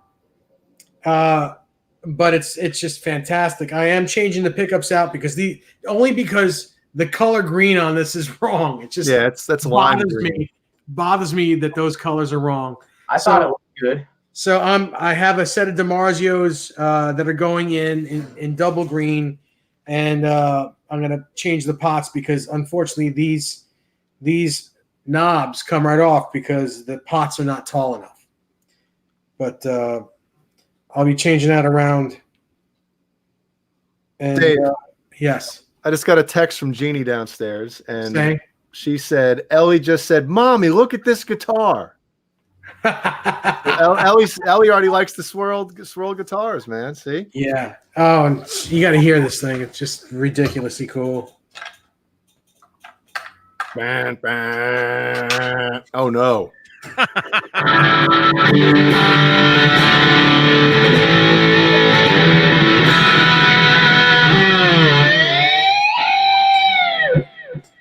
Yep. And the low pro. Low pro edge. The back looks just as good as the front. That's what he said. I heard what he said. This guitar is a little heavy though. This is probably about 9 pounds. This guitar. Really? Yeah, it's a heavy guitar.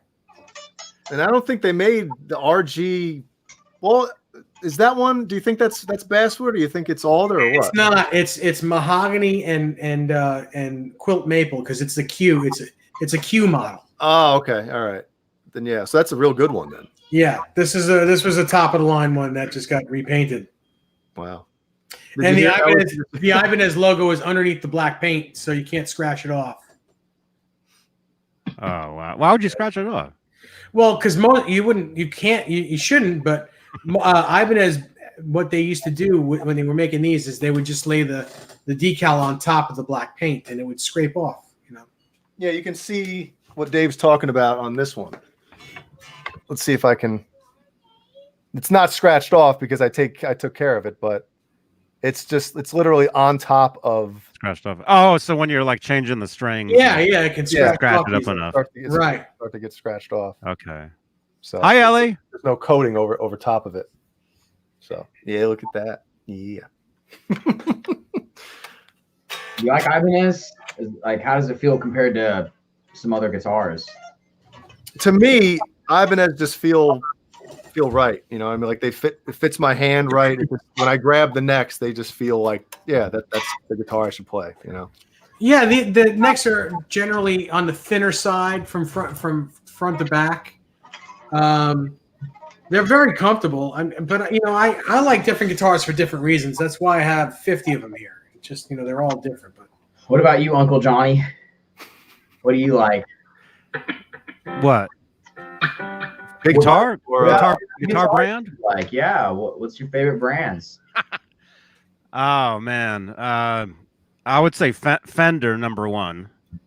Anything Fender, and then of course, now underneath Fender, EVH. Yep. So I get along great with Fender and EVH. I like the old Kramers, the old ones. Oh, look at that. Are you gonna be doing the O's? Great. Is that gummy bear flavored O's? Yeah, dude. Yeah. What was it? Peach? Peach, pear, and gummy bear. Peach, pear, and gummy bear Yeah. O's. That's like a cereal. it's like incense and peppermints. Yeah. Yeah, it's great. Yeah. Oh, and Hamer. I like the old Hamer guitars from the 80s. The Kramer guitars from the 80s. The Fender guitars. I like the Fender Japanese stuff the best. And anything EVH gear. Yes. I didn't get to really mess around with too much of the EVH stuff at NAMM. But yeah, that Frankenstein was great. I was curious to see if what do you guys call it? Do you guys call it Sharky? Yeah, the Shark. Okay, so he played that on You Really Got Me, right? Yes. So obviously there needs to be somewhat of a kill switch on that, right? No. He has a three-way switch, and the neck pickup was a dummy. It never worked. Okay, so is the neck pickup a dummy and the one they make now? No. So it works. So is it a volume and a tone or a volume and a volume? I think it's a volume and a tone. I think it's a volume and a tone. Yeah, dude, like that.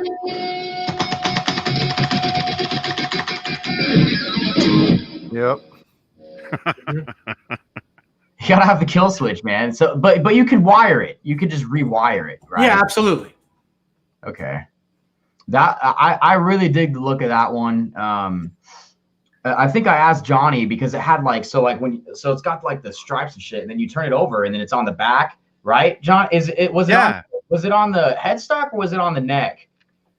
It was on the real one or on the one that we saw? On the one, oh, I asked you what the difference was between the real one and the one that we saw.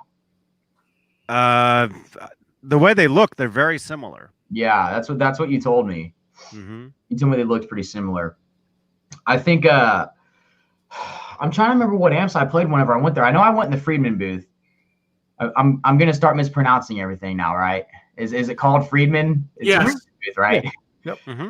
Okay, so I went in the Friedman booth and we played like they have like all these amp heads, and I think like you can switch through them with like a little tap button. Yeah, Caleb was describing how the Friedman booth was set up, and it was like, you must have been. Everybody must have been in heaven when they went in that booth.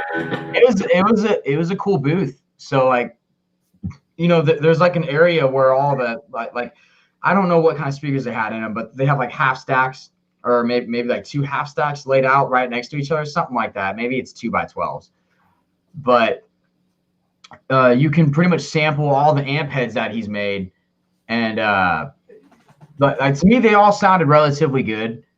I was expecting the BE to sound different. I'm guessing because of whatever setting it was put on whenever I played it, because I didn't fuck with any of the knobs. I'm you know, I was just messing around playing with them. But definitely the best amp that I played in that room was like, it's like a red amp. I think it's a new Jakey Lee. Yeah, the Jakey Lee. That had some fucking spank to it, man. That thing sounded really good. Really good. And then he had some plexi amp outside that was like a hot rodded plexi. And that one, I really dug that one too. Those it was a Marshall, a real Marshall? It was a Friedman. So, all right. So it's probably like maybe the Dirty Shirley or something like that. Ah, man, I can't remember the name. Vincent would know if Vincent's still on here. Vincent hooked me up to it. He hooked me up to one that I guess supposedly had an AC/DC sound, and I wasn't digging it too much. And then he was like, "What about this one?" and plugged me in one that had like the plexi look. Oh, the small box 50. Yeah, that thing sounds great. It might have been, yeah, the small box. That was my favorite amp in the entire booth. That might have been my favorite amp. Actually, that was my favorite amp that I played at NAMM. Very cool. Yeah. Yeah, that's a great amp. That's I play it through a Friedman, but I haven't heard anybody say anything bad about them. I actually think that's the head. That's the head that David Weiner from Steve Vai's band uses. Really? I mean, yeah, those Friedman amps, man, they're consistent. I didn't hear a bad one at all. None of them sounded in my ear that I was like, oh, I wouldn't play this live. Every single one of those I would trust taking out live and playing them. So the Friedman stuff is really good. I'm trying to think of what other booths we went to. I didn't go to the Orange booth. I've never really played on Oranges before. To be honest, I didn't even know Orange was around for so long. I was looking at pictures of like Van Halen when he was in the 70s, and like I saw an Orange amp in the background, and I was like, "What the hell?" Wow. Like, Orange has been like around for that long. I had no idea. Man, Jimmy Page was using it in like 1969. Really? Jeez. Crazy. I love the Orange stuff, and I did go to the Orange booth because I had to meet up with somebody that works there. How was it? Like, what So- was it like? What was that? What was at the booth? It was orange. It was red. It was just, I mean, it's just orange everywhere, you know? And they have all the amps. They have all the little tiny, they got ones that are like this big. Tiny Terror, right? You know? Tiny Terror? Yeah. Yeah. They got those. And even, I think their solid state stuff is great. Did you play on any of them there, or were they just like for looking at? You can do both. I did not play. Why not? I had to meet with somebody, somebody from Orange. Top secret, everybody. Oh yeah, that's Johnny. Johnny's a top Johnny, secret the reason guy. you didn't play a lot this year is because you were trying to avoid the Namthrax. Is that what it was, or you just didn't want to show anybody up? No. Well, the thing is, you know, I mean, Josh, you know, you were there. You know, you plug into something, you know, everywhere you are, all you hear are people jamming nonstop. You can't get away from it. That's what. Yeah, you can't. You can't get away from it. And the worst is when you're in the drum section. I didn't even walk in that. Oh my gosh. I don't. So what's weird is I like, man, I get pissed off when somebody hits a snare drum right in front of you, but I don't mind it when it's in a full band context. Like they're so loud, man. So loud. But yeah, like. We walked right by the drum section. I didn't have enough time to really look at anything there. Did you look at it, like all the drum stuff they had? You did? How was it? I saw everything. It was cool. It was cool. And a buddy of mine introduced me to some really awesome drummers, actually, as potential guests, you know, for us as well. But anyway, you looked at drums. You looked at obviously the guitar stuff. Did you look at anything else? yeah, everything. everything. I was down in the basement. How was the basement? The basement. Well, our friend Mancuda has a running joke about the basement, but What's the joke? He says it's just like dark down there and like dark and wet and cold and. Is it cool? Is it cool there though? Like, 'cause we didn't really look around there. It is because there's stuff down there you'll never see anywhere. And Right. actually, our buddy Philip McKnight, he found. Actually, I was there. I filmed. I was with him, so I was his cameraman for this one video that he did. Huh? Well, the ones that filled with liquid. I saw that. Yeah, those were there. But no, he actually named this one thing Best in Show for NAMM, and it's this clamp that goes on the back of a Les Paul headstock. Did you guys see that video? Mm-mm. Wait, say it again. I can't listen and type at the same time. I'm trying to respond to people in the chat. I don't know what I said. I don't know what I you know. said. We need to pay attention to these guys. We got like how many people are in here? 100 people? Not 100, 93.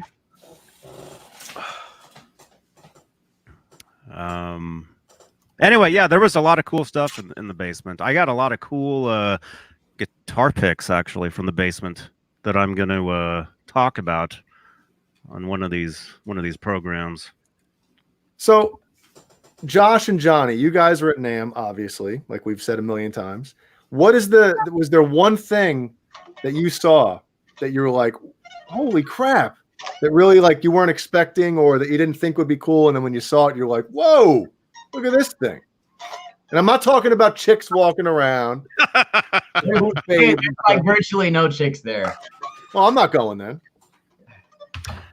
Bring yours with you, Jay. Yeah, dude. I'm gonna bring mine with me, but you know.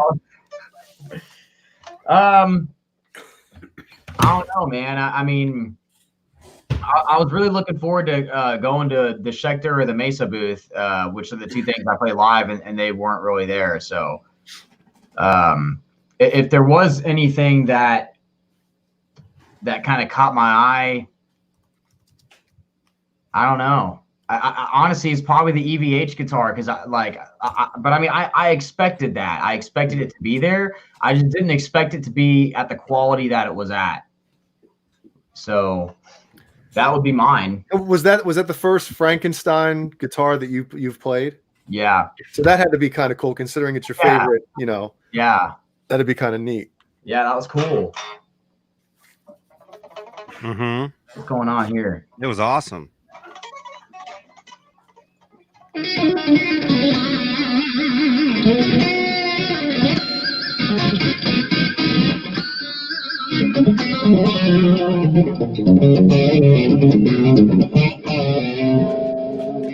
Sounds like your neck pickup to me.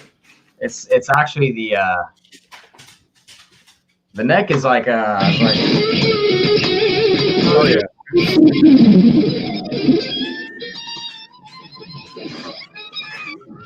the neck. It's pretty hot.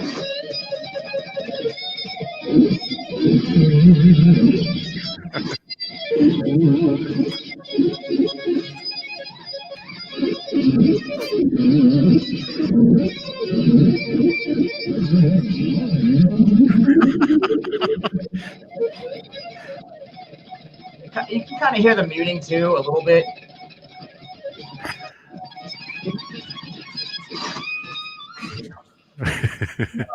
Please tell me you're using 9s. No, I'm kidding. You're 10s? Those are 11s on that one. And you're bending like that? Jesus. It's a half step down, man. Oh, okay. All right. Yeah, half step down. Wow. The like I said, this is supposed to be like the EVH setting, so you can hear like the all the Mina Vigato stuff. Like on Axe Effects, they have like this form you can go like you just double click on it and it uploads the sounds immediately to your programming. And pretty much like I tried all of them out and I was like, nope, that's not it. Nope, that doesn't sound like it. Nope. And then like there was one that I was like, oh shit, that's the one. And it was, it's this one. So I've just I've kind of fucked with it and like I put a parametric EQ on it and bumped like a frequency in the mid section. But that's pretty much it. You can still hear like like when it's loud, like, at full volume, you can still hear the muted like.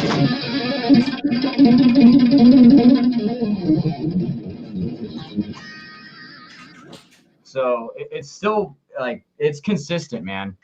It's consistent. The guitar itself. That's cool. The Staniac's cool too, though, because like there's certain things like whenever I pick, I like to get a pinch harmonic like on the high strings with this part of my thumb. I can't do it traditionally. I have to literally rake across every string to to get that harmonic out. So the Staniac kind of like you can play licks with it. Like if it's on right now, it's in harmonic mode. You can be like,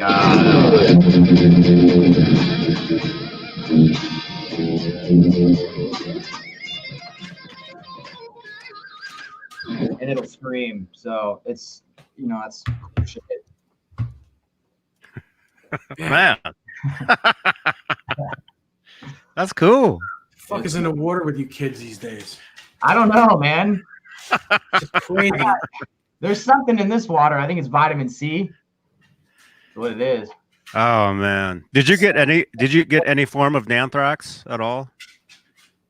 Okay, so I mean, I looked up a lot of videos before I went, and like I was on YouTube watching all these guys giving advice, and the main piece of advice that all these people were giving was don't get sick and bring hand sanitizer. And like that's I think he does this. Yeah. So Michael Smith had some hand sanitizer on him, and I pretty much hung out with him the rest of the day after I met him. And like anytime I'd shake somebody's hand, I'd be like, "Do you got some hand sanitizer, bro?" Mike. Yeah. No. You just have Michael Smith shake their hand. That's better. Yeah, that works too. That's awesome. So I mean, yeah, I didn't really get any case of it. Just because I guess I prepared well enough to know that it was around, especially whenever I picked up the Van Halen guitar, I wasn't thinking about it afterwards. I didn't touch my face, but once I picked it up, I was like, holy shit, wait, this is probably the most touched guitar at NAMM. I need some fucking hand sanitizer right now. Yeah, you do. So yeah, I saw Mancuda. Yeah. He had gum in his mouth and he swung his gum. It hit the guitar, and I bet he put it back in his mouth. Oh shit! Yeah, dude, I saw that. I was like, what the hell? I was like, did I play that before? That's exactly how he got sick. Fuck, man. Dude, he put like 500 people's fingerprints in his mouth. Yeah. Oh man. And that was actually right before they shut the booth down for good. So really, so his gum did it. That was the end. Before we go, boys, I know it's kind of getting late, but I want to do. We haven't done this in a while, everybody, but I want to do an either or. I want to do a rundown of some questions, and Josh has to pick. I'm going to give him two options. He's going to pick one or the other. We're going to set a timer. Yeah, the fire round. Yeah, the whatever the hell it's called. And but let me take a squirt real quick. I'll be right back, and then we'll get to it. Word, man. Huh? John BL, what are you sending me?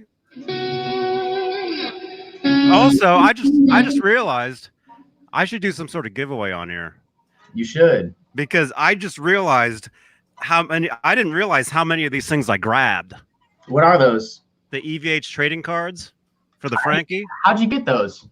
I grabbed like 1 billion of them. I didn't even they were at the booth promoting the guitar. I didn't even get one. Well, I'll send you one. Well, just drop it down to him like this. Yeah, just drop it right here. Oh, okay, here you go. Here. Thanks, man.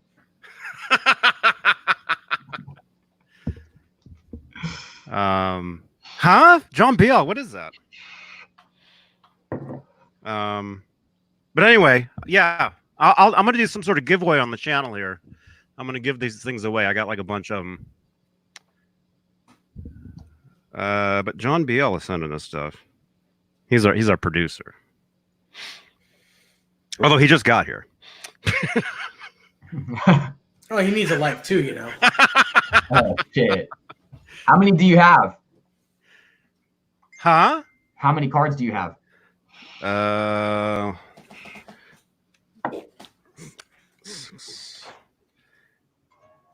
Probably 15.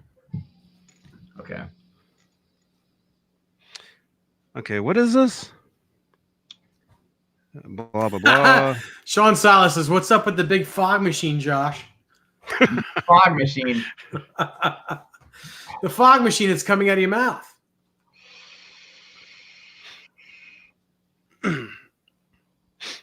Holy crap. It's my nicotine, man. Do a great light show with that. Oh, dude. That's what I do whenever we're live. I have it right on top of my Mesa. Hit it. I have to hit it before I play Eruption. That's how I do it. The peach. What is it? Peach what? It doesn't fit on the headstock, though. It'll fucking fall. It doesn't look as cool as a cigarette. Man. Well, you know, when I met Eddie, he was vaping. Oh, so you met him. Did both of you guys meet him? Yeah. Oh, shit. Okay. Yeah, I met him about 5 years ago. I've got a couple of great stories that if you can hear it 2 or 3 different times on this show somewhere. And great stories. All right. Are these good? Let me just look through again and What kind of questions are these? It's like ass or grass or whatever, ass or dash or some shit. it's just some music stuff. Some not music stuff, but it's basically just the rapid fire. For instance, the first question, and we already know the answer, so I might as well give this one away. It's just like Van Halen 1 or 5150, but we know the answer to that. So. Yeah. So I guess I can skip that question. Well, apparently you didn't. Yeah. All right, shall we? I'll set a timer. Sean Salas says he remembers holding the real Frankie and could smell the smoke on it. Oh man. It's very funny. Wow. That's awesome, dude. And Sean, it was awesome seeing you at the NAMM show, man. Always. And congratulations on your engagement. Oh yeah, congrats, man. Oh, dude.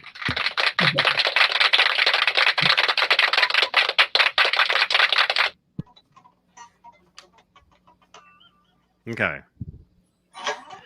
All right, go ahead, Jay. All right.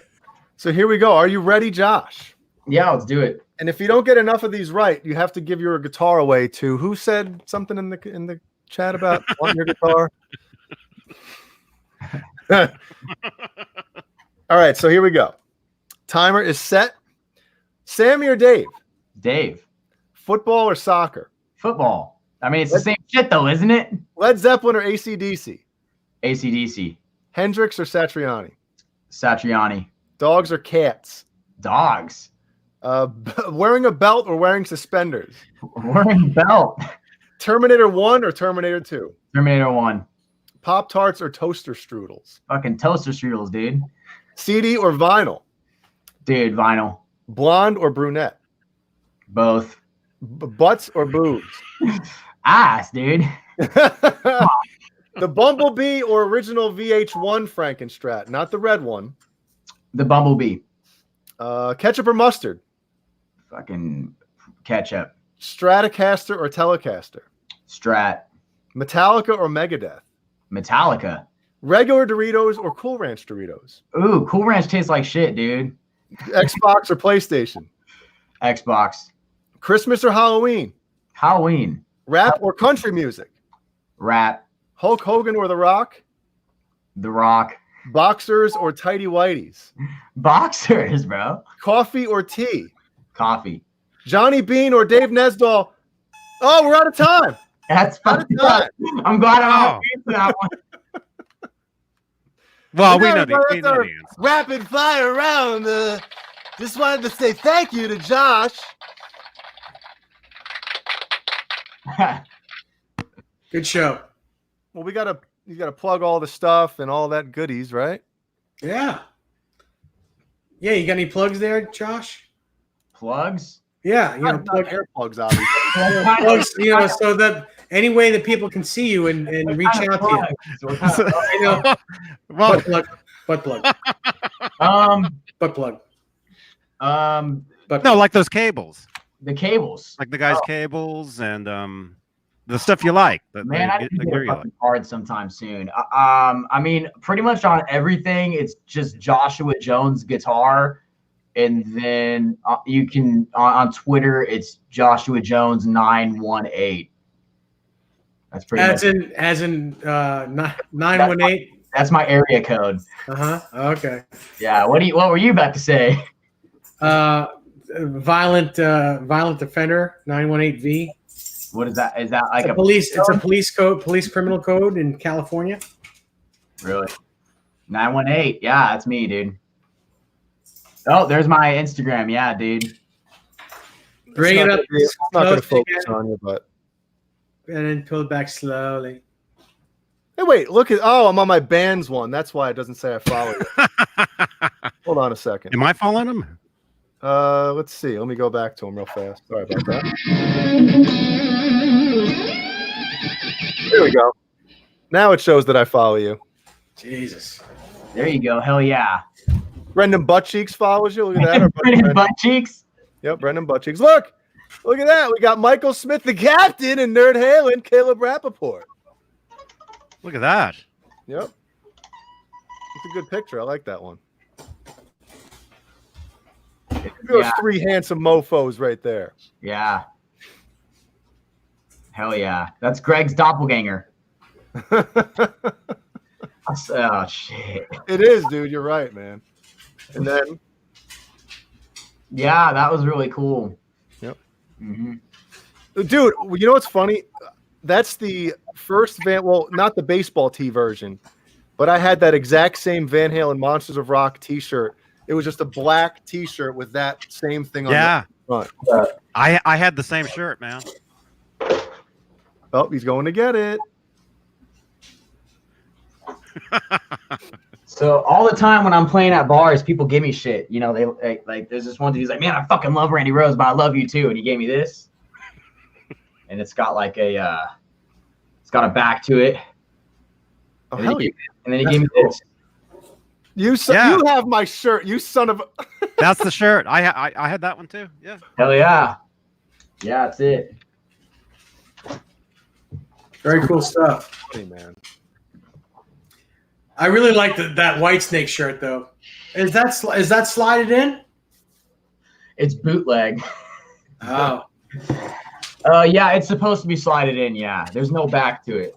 It's just a front, plain and simple. I have a shirt version of it as well, just plain. I think it's the same color as well. I'm a fan of t-shirts, man. I'm always looking for t-shirts and shit. Yeah. What else? You guys plug stuff. I hope you're not plugging the wrong things. Oh no. Well, you asked about pickups before and what we're into. I was always a DiMarzio guy, and I still am. I still love DiMarzio pickups, but I recently put a set of bare knuckle pickups in this bad boy. And dude, I got to tell you, man. What kind of bare knuckles are they? It's a Ragnarok, which is super high output in the bridge, and then I have a emerald in the neck. And I've never heard the emerald. How does the emerald sound, dude? Just plug it in and listen to it. No, I can't plug it in right now. Why not? You have a guitar in your hand. Plug it in, dude. Yeah. We talked about plugging.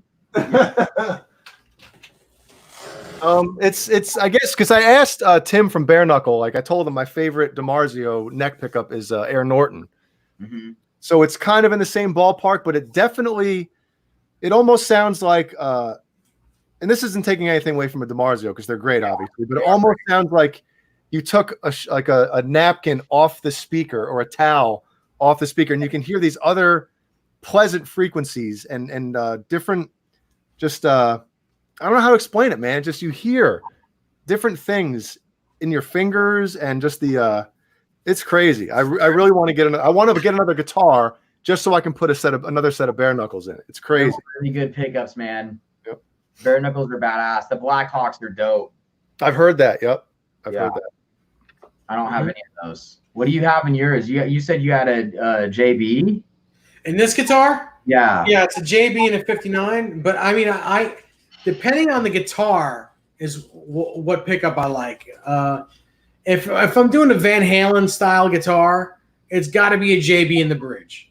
or it's got to be a Pariah Pasadena Black, which is his JB. His pickups are great. They're fantastic. Pariah pickups, yeah, great stuff. If it's an Ibanez guitar, it's got to be DiMarzio's, whether they be PAF Pros or Evolutions, because generally an Ibanez guitar is going to be single hum. Yep. And I like the two in the 4 position, which is very stratty. Yeah. And with those pickups, you get that nice sound. I love the EVH stuff. The Wolfgang pickup, of course.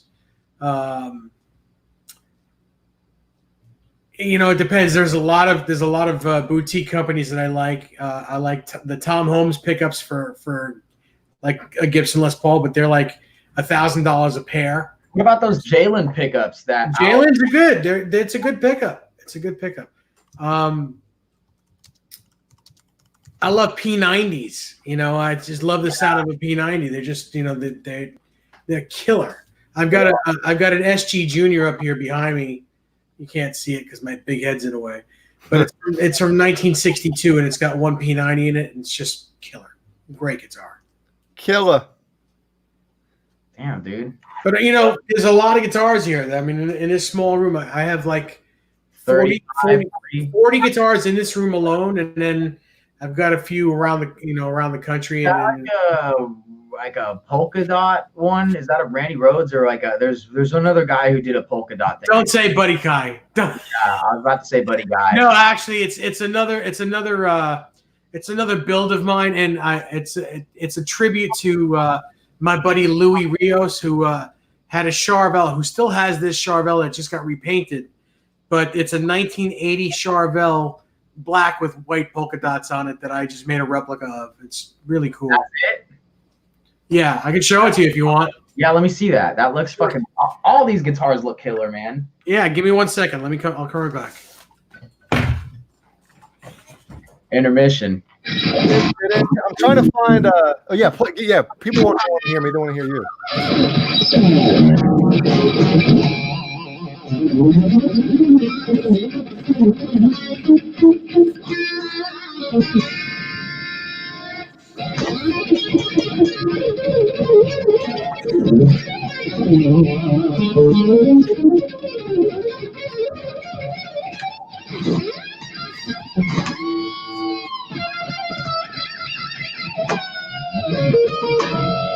Oh, that's fucking badass. Thanks, man.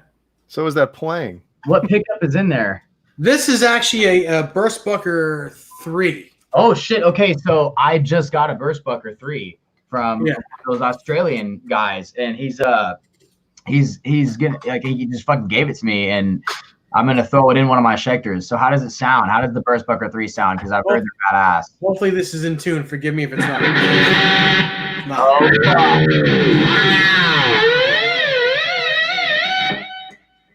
It's not in tune, but it's. I can still tell it sounds really good. Yeah, it's nice and bright, but not too bright.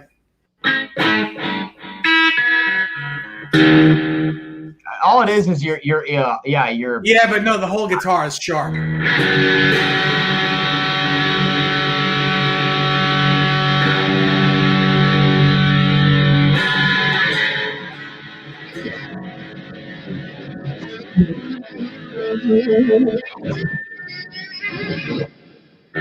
Yeah. That's a killer guitar, man. Thank you. And you made that. Yep. What do you make it out of? Body and neck. Well, this body is basswood, and I mean this is a maple neck. The neck is from Musicraft. This body is from a company called K&E, and it's got an original Floyd on it. And actually, this one hasn't been upgraded at all. It's just got this small little block on it. But yeah, it's simple little guitar, and it's very cool. Feels great. Josh, you don't know how many times somebody in the chat sees that guitar in the background and asks Dave, "Is that a Buddy Guy Strat?" Is that a Buddy Guy Strat? It's not why I said don't say Buddy Guy. Yeah. I've seen like the wah pedals, and like I thought it was a Randy Rhoads one, and it was a Buddy Guy, and I was like, that looks cool. I mean, looks cool to me. Yeah. So Josh, check it out, man. See, there's 12 or 13-year-old me. It was my brother's guitarist's guitar. That guitar was actually made for Bruce Kulick. He never picked it up. Who's Bruce Kulick? From Kiss? Kiss guitarist. Well, for whatever year it was, but so that's me with that shirt on, man. See? The Van Halen Monsters of Rock. Yeah, it's the one I got. Yep, that's it. So I had no idea what I was doing. I was like, "Can I take a picture with your guitar?" Can I look? Yeah, that's fucking cool though. Yep.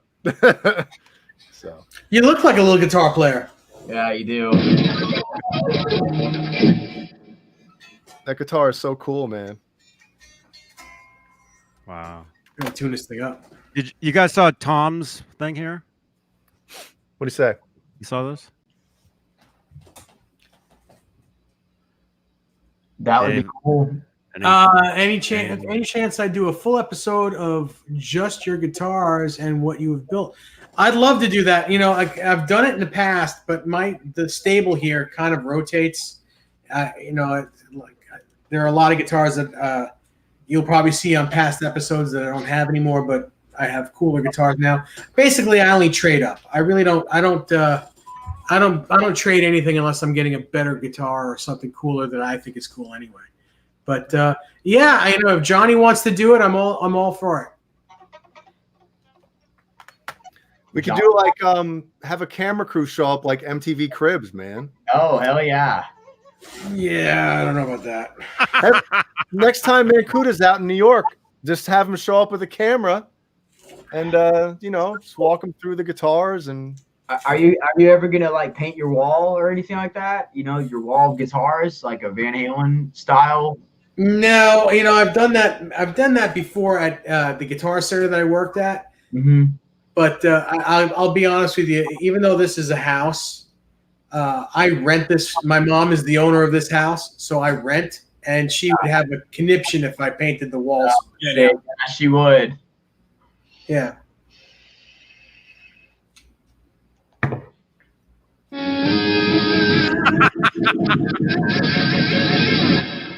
we should have you on every show whenever there's a moment of silence or we stop talking, you just rip. Yeah. You know, play a riff from the first fret all the way up to the 24th fret. The first fret all the way up to the 24th fret? Oh, yeah. Or backwards, 24th to the first. Just play something ripping all the way up the neck. I can't do that. Why not? I don't rip. I thought you meant like play like music wise, like there's a riff that exists that no, just play something. Just rip it up. Rip it up.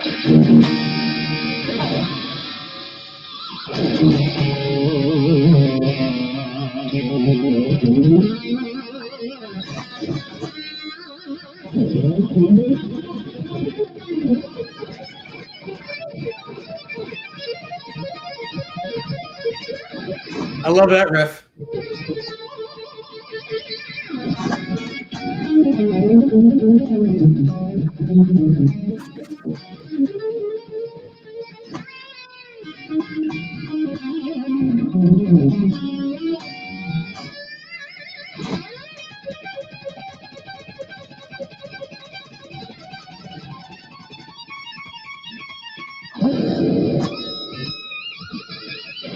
I think that's about 24 frets. Yeah, that's a 22 fret guitar.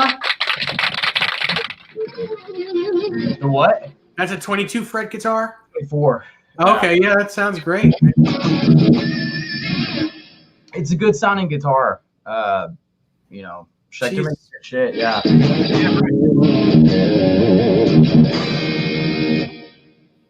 Very cool. Play it. All right, bring it over. Send it over. Dave, now it's your turn. What? Tom Harhigh wants to know if you're endorsed. No, I have no endorsements yet. Well, that'll be changed. I have the FU tone in here. There you go. Does that count? I have a feeling that'll all be changing pretty soon. Hell yeah! Hopefully. I agree. I think companies should be taking care of you. Yeah, I gotta pay for all my shit. Yeah, it sucks. Don't we all? Hey, it is what it is, man. We all got jobs and shit, you know. Mm-hmm. That's what it is. It's not I can't complain, man, so to speak. It'll be cool though. There's a lot of guitars that I like. You know, I'm not just specific to one brand. I like the feel of the Gibsons and the Charbels. Your guitars look badass. I don't know if there are any brands. You just said that there are a lot of them are homemade. Well, I mean, I have brands too. I have a few Gibsons. I have a 59 Les Paul. I have a couple of SGs here. I've got Charbels. I've got Fenders. I've got pretty much everything. Some of everything. A little bit of everything. Yeah. What about you guys? You guys all have like the EVH stuff, the Ibanez stuff. I don't see any Schecters in there. Now, well, a buddy of mine, a band named Byzantine, he's endorsed with Schecter. He's been endorsed with them for a while. I mean, if you want, I could get the guy's contact number for you if you want. Greg's right. Yeah. Vincent's Cables. Duh. Yeah. There you go. Yeah. Cables. Josh. He's like my dad, just like watching. He's like, Josh, come on, man. I'm gonna get fucking disciplined after this. I do use those cables. I use them live too. Yeah. I use the Signum cables live. Very cool. Mm-hmm. Yeah. Are we sure that Greg and Caleb aren't related somewhere down the line? You know? Because there's been times I've like scrolled past something and I'll see either one of them and I'm thinking like, for that split second, I'm like, wait, who was that? Do they know each other? They're gonna meet each other on April 23rd. That might not be a good thing. You know what happens? What did Doc Brown call it when you meet yourself? Yeah. You can hate yourself, huh? No, it's like the universe explodes. Oh, something paradox rips. Or something. Yeah. I've met them both, but it was separate times. I've never seen them both in the same room. So See? You know why? Because they're the same fucking person. That's right. See you later, Sean. See you at the wedding. Bye, Sean. Bye, Sean.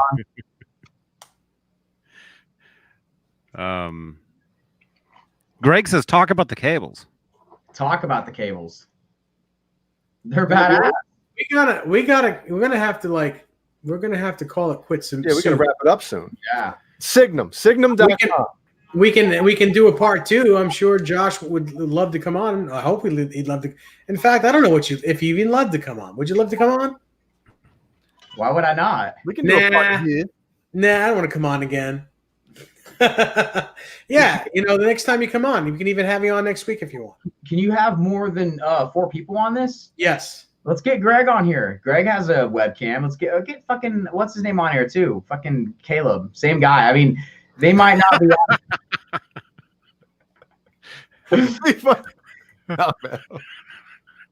Might be the same guy. I don't know. I wonder if Greg's watching this like, these guys shut up already with this shit. Because they're probably like, they probably think they look nothing alike. You know what I mean? Dude, they look exactly alike.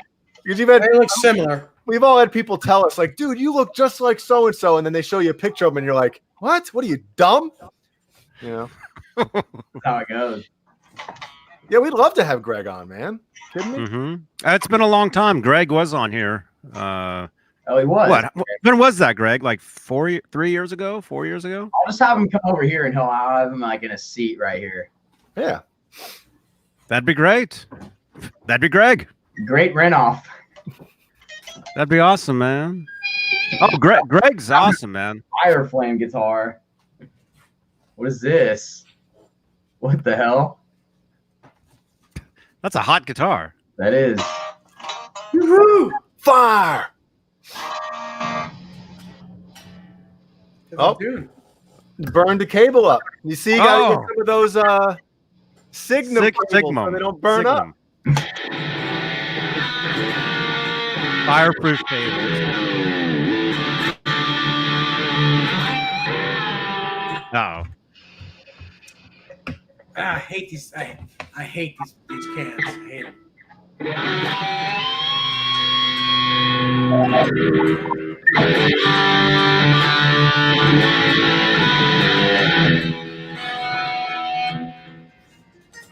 I think I'm playing too loud.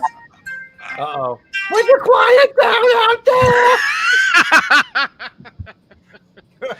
Wait, that's Desiree's ringtone. Oh. Yeah. How would she yell at you? What? What would she say? How would she yell at you or say something? If let's just say it was 3 a.m, she was sleeping, you went out there and you played guitar, what would her response be? She'd kick me in the nuts. Not even say anything? Just kablooey? Yeah. I'm fucking dead. That's funny. All right, so Joshua Jones Guitar on Instagram. And you've gotten 200 more followers since we went live. No, I'm joking. I wish it was like that. I know he's gotten at least 2.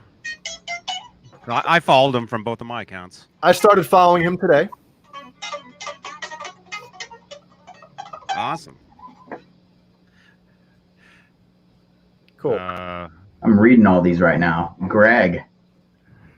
Yeah, Greg Renoff. Yes, Steve I. This is the way you originally saw this guitar in the Going Crazy video. So that's a Steve Vai guitar? It's the Flame guitar. He had it in '86. It was made by a company called Gem Guitars, and then he put a performance neck on it. I worked for Gem Guitars just after this guitar was made for him. Yeah. So it's very cool. Actually pretty crazy. Watch the Going Crazy video. I've watched it. That's the guitar. Yeah, that's fucking insane. You need that. What about that? What is that one in Just Like Paradise? The double heart. The heart with the 3 necks. I'd have no place to put it. Yeah, isn't it right on the main, on that wall, like right in the middle when you look at the Harmony Hut or whatever? Mm-hmm. Or the his studio. Yeah. Yep, right there. Except that's not the one. That's the second one because the one in the video is red. Hang on, let me see if I can. Oh, look, you can buy it for either $275 or $1,450. You can choose. No, that's for his autograph. Select the size of his autograph. Oh, shit. I got it for free, man. Thank you to Michael Smith, I think. Yeah, I got his autograph for free the other day. But that's the guitar right there, right, Dave? Yep, that is it. And Thomas McRocklin owns that exact one. No, he doesn't. He does not own that one. Oh, my bad. That one is in the Hard Rock Cafe in LA. Thomas owns one of the other 3 that was made by Performance. It's got an Ibanez neck on it. I gotcha. In fact, I think Thomas owns the one that was on the Whitesnake tour in 1990. Whitesnake. Visnake. Visnake. I never knew what the name Whitesnake meant until this dude like sat down with me and he's like, think about it for a minute, man. I don't think about band names like that, man. Like if I say it over and over again, it just like then I kind of get it.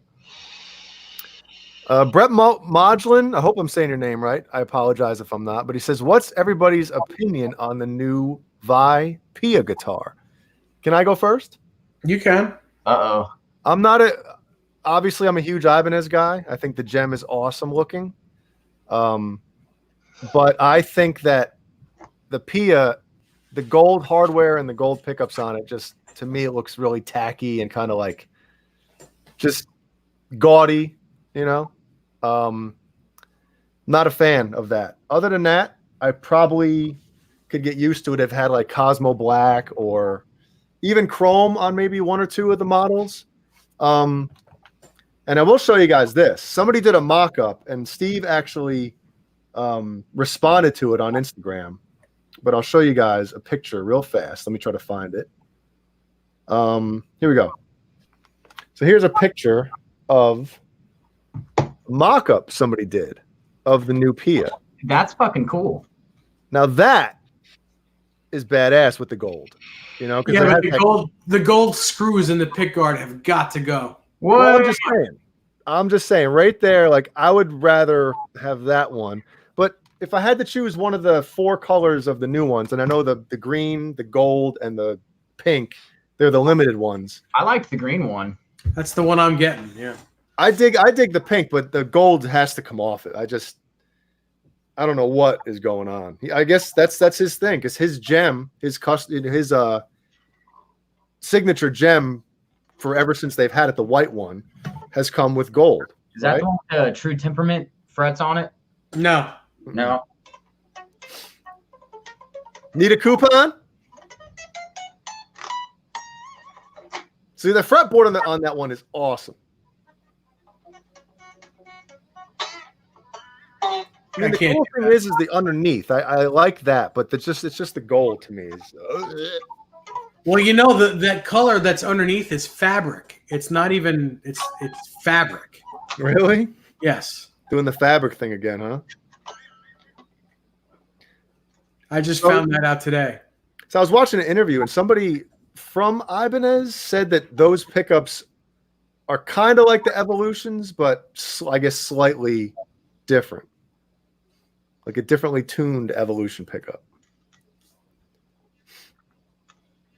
Not a fan of the pedal grips or whatever the hell they call. I don't mind them. They don't bother me. They don't bother me either. But I mean, I can see, like, you're talking about the holes, right? Yeah. I do like the original one. But I mean, it doesn't bother me too much. Yeah, they don't bother me. I like everything. Here's what I think. I think that the pickups should be open coil pickups, the same color as the color on the body. And I think the gold hardware should be Cosmo Black. And that's it. Why don't you like those, Jay? Is it because it's just the way it looks? You just don't like the way it looks, or? Yeah, it's just, I don't know. Maybe I'm just so used. I like 80s looking guitars a lot, and I like the fluorescent colors of a lot of the shocking, the colors. And when you see this, a lot of people say, well, nobody, people didn't like these when they first came out either. But it's just, I love those though. Those are fucking great. The pyramid inlays are, in my opinion, are cooler than either the Tree of Life or the whatever they're calling the new one. I actually like the pyramid inlays more. Yep. So I don't know. I mean, obviously, beauty's in the eye of the beholder. Yeah. Some people might love them, but I don't know. I just I don't like gold hardware unless it's like on one of those. Like I know Cameron Brown has like some Sir guitars with the gold hardware. Those look cool. You didn't like my Charbel then, huh? Show it again.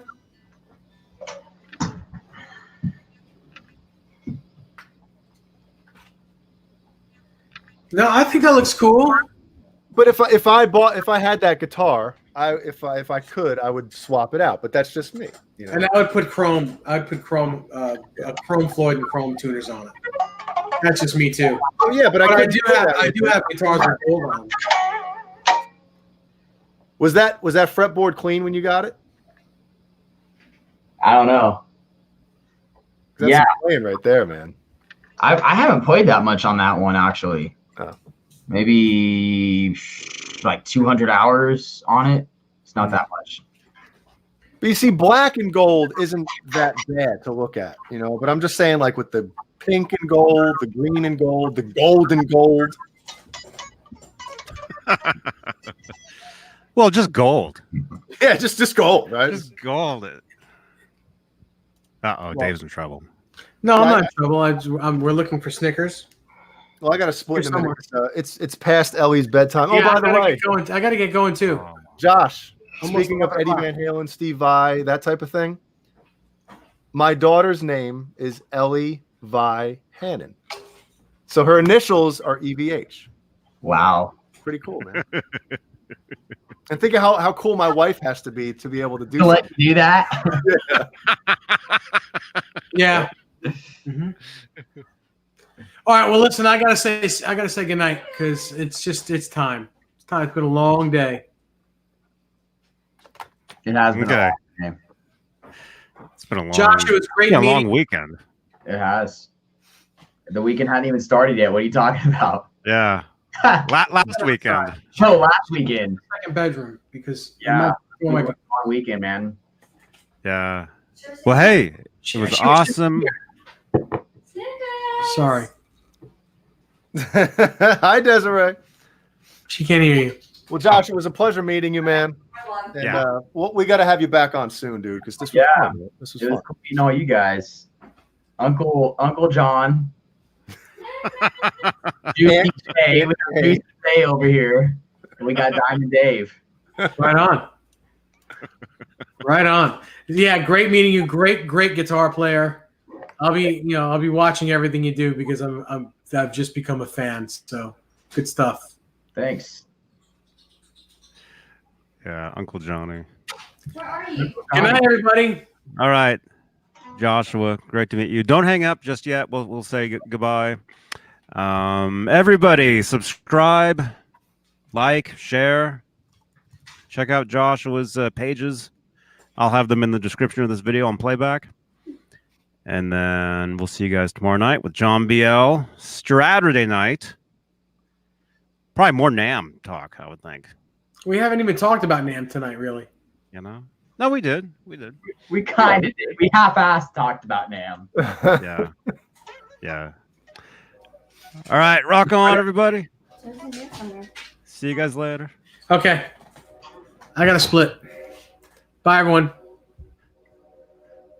Where's my thumb? I got to catch that train. Go get it. All right, I got to go. So I'll catch up with you guys soon.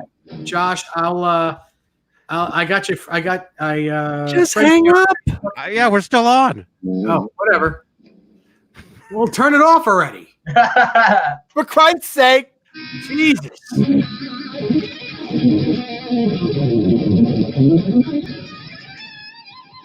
Ah. Wow, man.